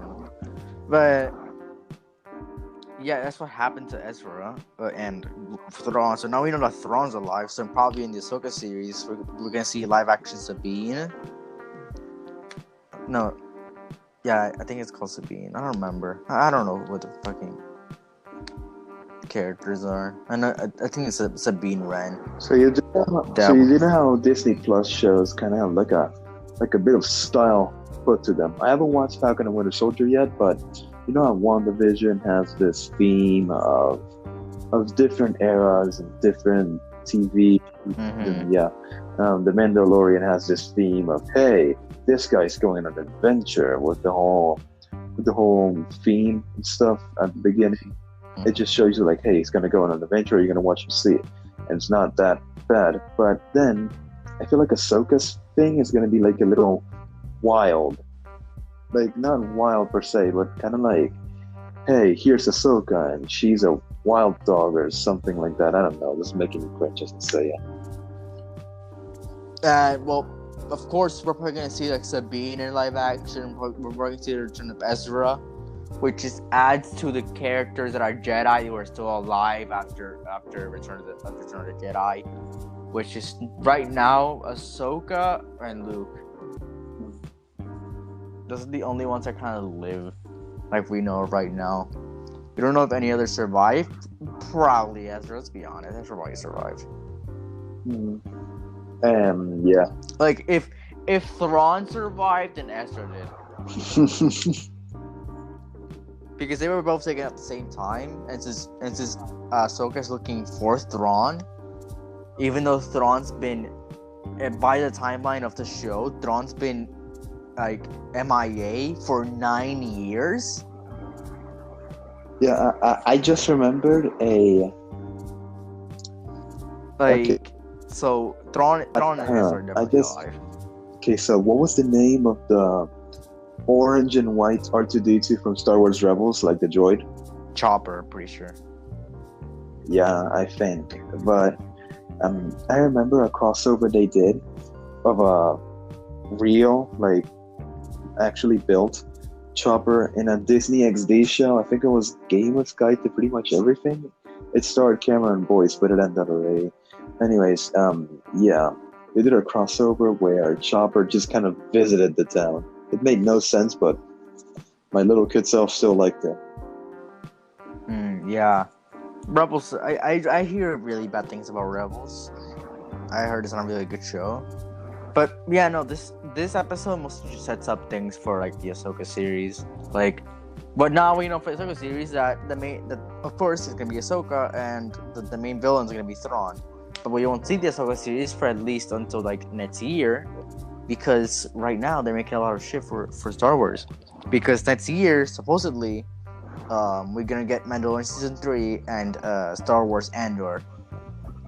Star Wars what? Andor. They're gonna make a series about Andor? Andor. It's a character from Rogue One. Oh, okay. Which is really weird because, like, who cares about Rogue One? Yeah, I'd rather watch Obi-Wan Kenobi in a series. They're currently filming Obi-Wan Kenobi. They already released the whole cast for Obi-Wan Kenobi, the series. I know, I'm looking forward to watching it. We're probably gonna have to cover Rogue One because of the Andor series, but you know, whatever. Anyway, so I guess it's enough talk. Let's move on to the 6th episode of the 2nd season. Pancakes, take it away. Yes. Chapter 14, The Tragedy. The episode begins with Mando arriving at Typhon. He reaches the ancient Jedi temple and lets Grogu do his thing. He then sees Slave One land on the planet. Mando then meets with Boba Fett and finds out that Fennec Shand is alive. Then Imperial forces arrive. Mando, Fett, and Shan all fight against the Empire. After Fett fights off the stormtroopers, he finds his armor in Mando's ship. Fett then finishes off the remaining forces with his armor. After that, the Razor Crest is then destroyed by Moff Gideon's light cruiser. The Dark Troopers then take Grogu to the cruiser. They then go to Navarro in Fett's ship, where they recruit the help of Cara Dune and locating Mayfeld. The episode ends with Gideon checking on Grogu, and with them discussing what they plan to do with Grogu. Yeah. So Pancakes, what's your opinion on the 6th episode of the season? It was actually interesting because I was actually like, when I actually watched this, I was like, bruh, Boba Fett is alive? What? Well, he has been alive before. Yeah, I know he's been alive before, but after Return of the Jedi. I was like, what? He's alive? Yeah, he was alive before. He was actually in this other continuity called Legends. That was canon. Then it was made non-canon by Disney in 2014. It's weird. And only a few things actually remained. From the what happened was that in 20, you know how Disney acquired Lucasfilm, right? In 2012, yeah. Well, then they wanted to make their own trilogy, but then they realized how much books and comic books and games that were made of Star Wars. So they decided to pretty much uncanonize 99% of it. So the only things that remained were the movies, right? The movies, the main trilogy, and the prequel trilogy, Clone Wars, the 2008 show, and a comic series that was running during the time they said that everything was pretty much non-canon. So those are the only things that remained canon. Yeah, but what about Rebels? What? What about Rebels? Rebels was made afterwards. Okay. Rebels was made because they canceled Clone Wars. Yeah, but it is canon, right? It is canon, yes. Okay. Because Hera shows up in Rogue One, but it's only the ship. But we know it's Hera because no one else shows up afterwards. So yeah. Yeah. Like the Rebels cast pretty much disperses, and then Hera probably shows up in Rogue One, and she never shows up again. She's from Rebels. She used to tweet like whatever. You probably didn't ever watch Rebels.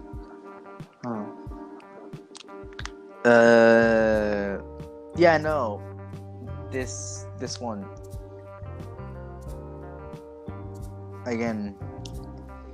Well, this episode, of course, he introduced Boba Fett, and I thought Boba Fett was pretty cool. And of course, the armor and all that stuff. And Fennec Shand. Well, we now found out that when she was approached in episode 5, that was Boba Fett. Yeah, now we know that. And she needed replacements because she was shot by Toro Calican, which is the only time Toro Calican ever mentioned again indirectly. He's never mentioned by name. He's mentioned kind of indirectly because he's the one that shot her. And well, later on it's revealed. I didn't note it down, but it's revealed that Fennec Shand is hunted by the ISB, which is the Imperial Security Bureau. I'm pretty sure. Which kind of tracks down like people. We're gonna see her in the Clone Wars show, The Bad Batch. So we're probably gonna see like how she got that status. A fun question is Slick gonna be included in the Bad Batch? Slick is no. I think Slick is dead. I think Slick is dead. Slick is pretty dead, if you ask me. He's one of those clones that probably died. Probably the ship got blown up or something, and then like he died. I don't know. But I don't think Slick is gonna show up anytime soon. Probably not. All we know is that, spoilers. Echo shows up, even though Echo was blown up in season 3. I'm pretty sure. Season 3's been out for a few years. It's not really a spoiler. Echo dies, then shows up again in season 7 of Clone Wars. Oh, he's alive, and then he becomes part of the Bad Batch. So Echo's part of the Bad Batch in the show, and we're gonna see Fennec Shand. We're gonna see a bunch of other people. We're gonna see the Bad Batch in the Empire, but let's save it for later. Let's save our opinions for Bad Batch later. But yeah, no, and also Boba Fett. Obviously, your character and the suit. You don't know how happy people, me and other people are to see Boba Fett in that suit. Yeah, like some people were like, "Yeah, Boba Fett is back. Let's go." Yeah, Boba Fett, and some people dubbed the Boba Fett return over with the one for Robot Chicken, and it actually fits. Man, I can just imagine Charlie with the woo meme reacting to that. There was one where one that did that with the Ahsoka reveal. Like grabbed like the Charlie woo meme and then just put it over I guess the Ahsoka reveal. Posted on YouTube. Yeah. Anyways, moving on. Yeah, episode the 7th episode of the 2nd season, chapter 15, The Believer. The episode begins with Kara seeking out Mayfeld. She finds him and brings him to Mando to then go to Morak to get Gideon's coordinates. Mando then accompanies Mayfeld to the refinery as no one else would be able to. They then start going towards the refinery. They're later attacked by pirates. Mando manages to fight them off and get to the refinery. They're then greeted by stormtroopers and later get to the terminal where they will get Gideon's location. And they'll get to the location and they'll shoot their way out. They get out of the refinery and destroy it. The episode ends with them setting Mayfeld free on Morak and the others leaving the planet. Then Gideon receives a threat from Mando. So Pancakes, what's your opinion on the 7th episode of the 2nd season? Yes. Just yes? No. Okay, so opinions? I really think this is a great setup for the actual finale of the season because we know it's coming and we get excited for it, and yeah, that's pretty much it because and I really think that the 7th episode of the 1st season was better than the 7th episode of the 2nd season because the 7th episode felt more like a filler episode because the 7th of the 1st season actually felt like, oh no, they captured Grogu, what do I do now? But then the 2nd season was like, nah, this happens and that happens. Oh look, we did that to this guy. But then Gideon says, hey, I'm coming for you. Okay. No, Mando says I'm coming for you. And then Yeah, okay. Yeah. And like, well, this brings back Mayfeld for no reason whatsoever. Yeah. Like, and it didn't bring back anyone else from. It didn't bring back Berg or Shion. Quinn is dead. Quinn's just dead. He got blown up. But I really want to point out that I know this is not the actor for Moff Gideon, but on his presence, it feels like Moff Gideon is played by Morgan Freeman. Okay. I'm not kidding, it actually does. It could actually replace the lines with something like, hey, Mando, I'm coming for you. I could because Moff Gideon is played by Giancarlo Esposito. I can picture him going after space weed. Space weed. Oh, I'm sorry. It's called spice in the Star Wars canon. Yeah, I'm not kidding. Like drugs are called spice. Yeah, I know. The one episode in Clone Wars when Obi-Wan and Anakin were drugged by the pirates. Yeah, I know. Yeah, when Count Dooku got there too. Yeah, I remember. Yeah. Mm-hmm. And also they bring it up in episode in Rise of Skywalker.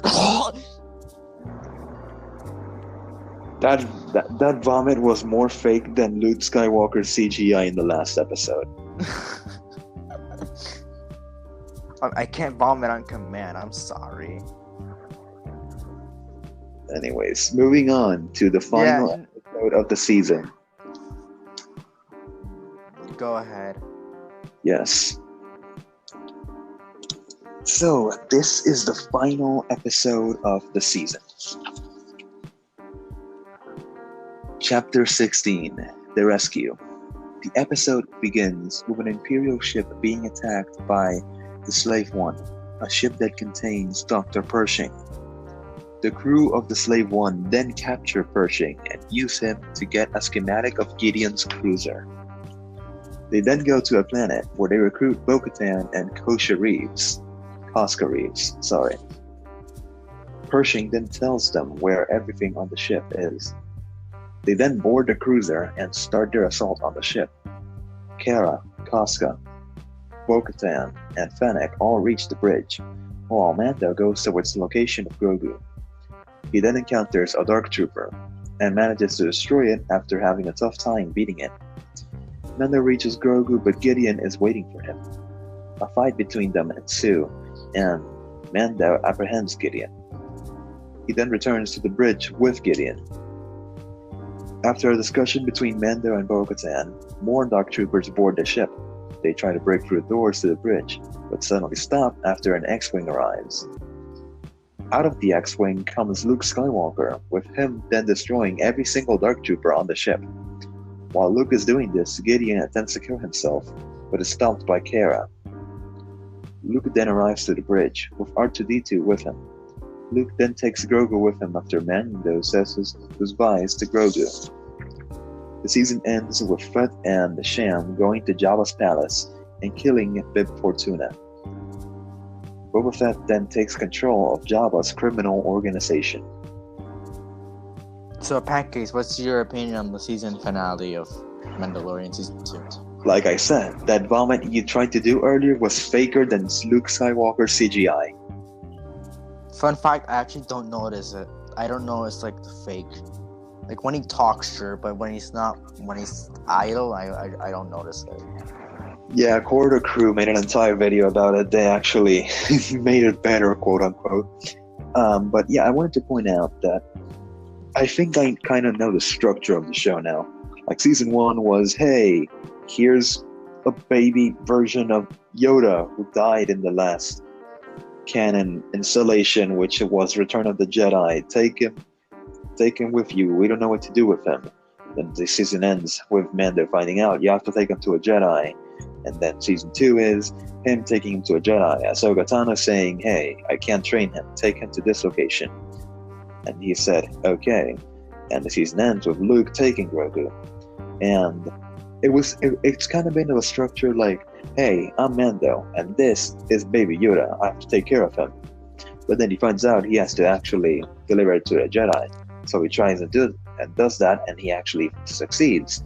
So after he does that, I think season 3 is going to be like more diving a bit more into Mando's origins, like kind of returning like home, like finding an installation to actually end the series.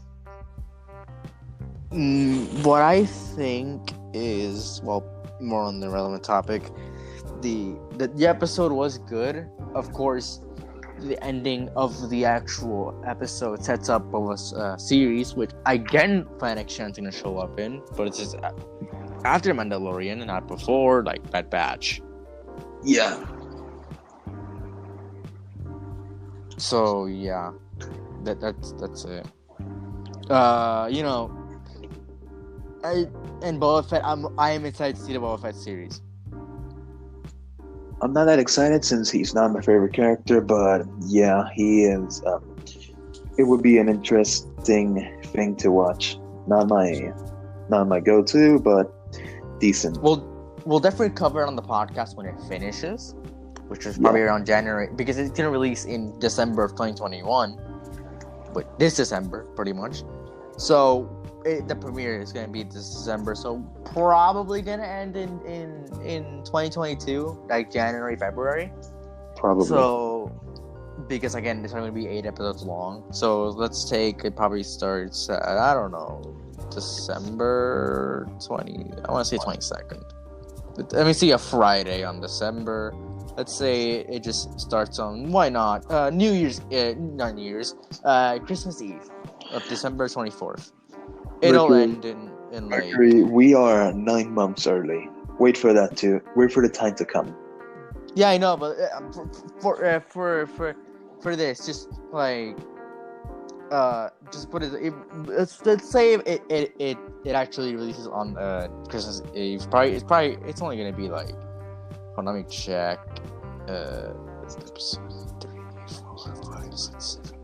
Yeah, it's gonna end in February if it starts on there. So it should be not that long after it releases that we should cover it. But, that's in the future where we have a lot of less things to cover. But anyways, so this is up a lot of things, and Luke does. I understand why Luke came in, and it's actually interesting to see like the two ways, like the two Jedi in the show, like behave, because Ahsoka is not a Jedi. She left the Jedi Order in season 5 of Clone Wars. She is not a Jedi, but she abides by those Jedi laws that if someone shows compassion for something, she can't train them because she just falls to the dark, because they'll just fall to the dark side. But Luke doesn't know that. So at least we don't know if he knows that, because in episode 7 or episode 8 we see he has all those sacred Jedi texts with the famous meme, the sacred texts. And so we don't know if he knows that at this point, that you can't show compassion, or he just doesn't know that Grogu has compassion, and pretty much Luke committed kidnapping.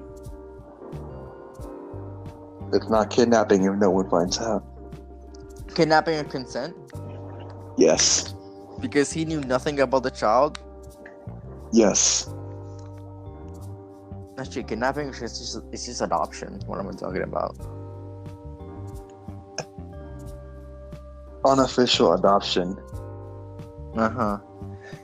That's just kidnapping. Anyway, so Luke just took the child and said, let me train him. Mando went okay. And also Mando just kind of took off his helmet, and because of Mando's religion, now he can't put the helmet back on. Because everyone in the room saw him take off his helmet and in his face. So due to his religious part of the Mandalorians, he can't put his helmet back on. It's just like, great job, buddy. Good job. In my season 3. Imagine season 3, everyone looking at him. Oh no, we can find out who he is now. And every episode's gonna be him popping up in an ex-Imperial scanner or something. There he is. Let's go look for him. Yeah, no. Imagine it's just him without the helmet on through the entire season. That would be funny. Because he's that committed. Yeah, something I forgot to mention. Changes to the Mandalorian, or like the season as a whole, especially the second half of it, actually makes makes the Mandalorian rules about the helmet a lot more flexible, because we see in episode 7, I think it is, when they infiltrate the base, he literally just doesn't have the helmet on. But apparently a rule we didn't know of, if he is not acting as a Mandalorian, if he's not saying he's a Mandalorian, he can show his face or something like that. I don't know. Point is that he doesn't have his Mandalorian armor on, so no one knows he's a Mandalorian, therefore he can take his helmet off. Actually, he did shrug. We didn't see him, like, he didn't want to take off his helmet. So it's mostly like you can't show your face. That thing that's the rule. You can't show your face.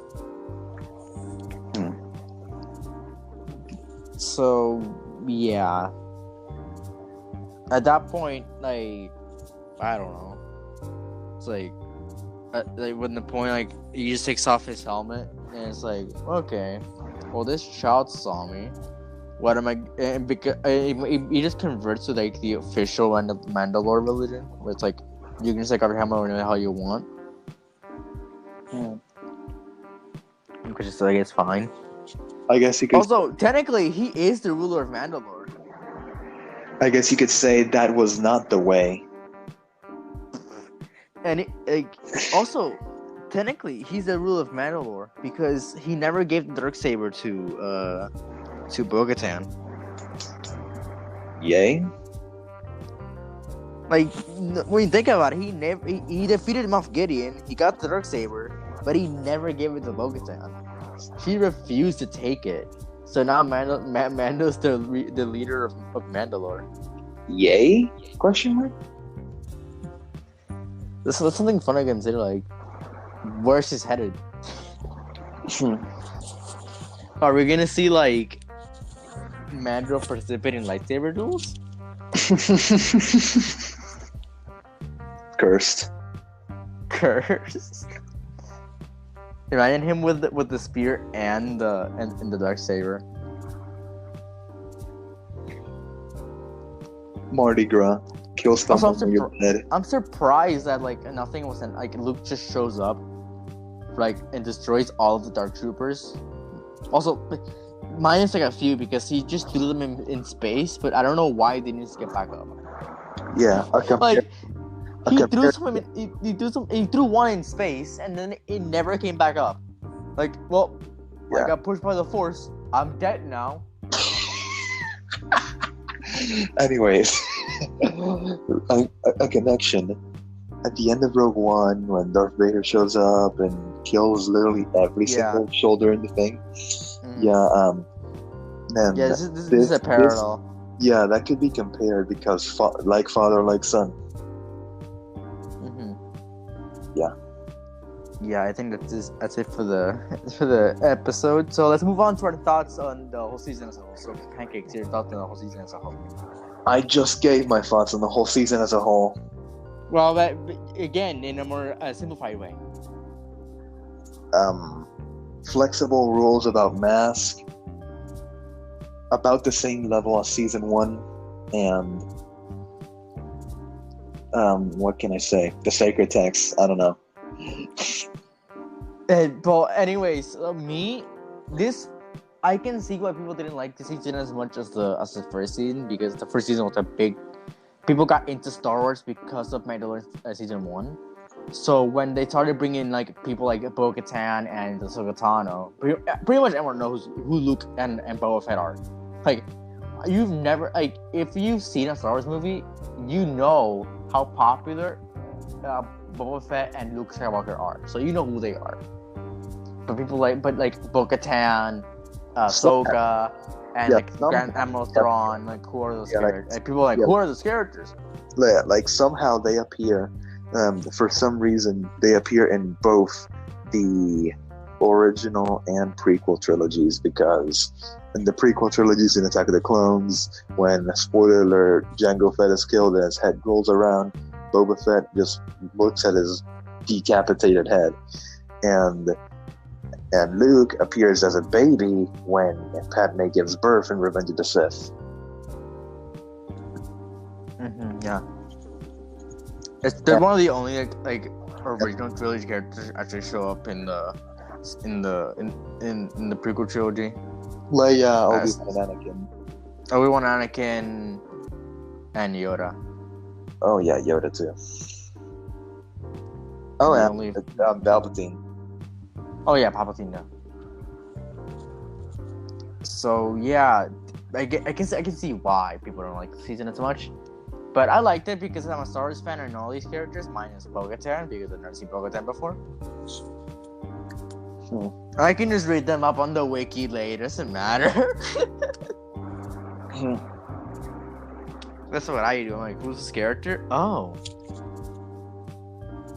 See, people, always own fandom. Always own that app. Because it tells you the entire history of characters, and you might get spoiled for the whole show, like you probably did with Agatha Harkness. Anyways, I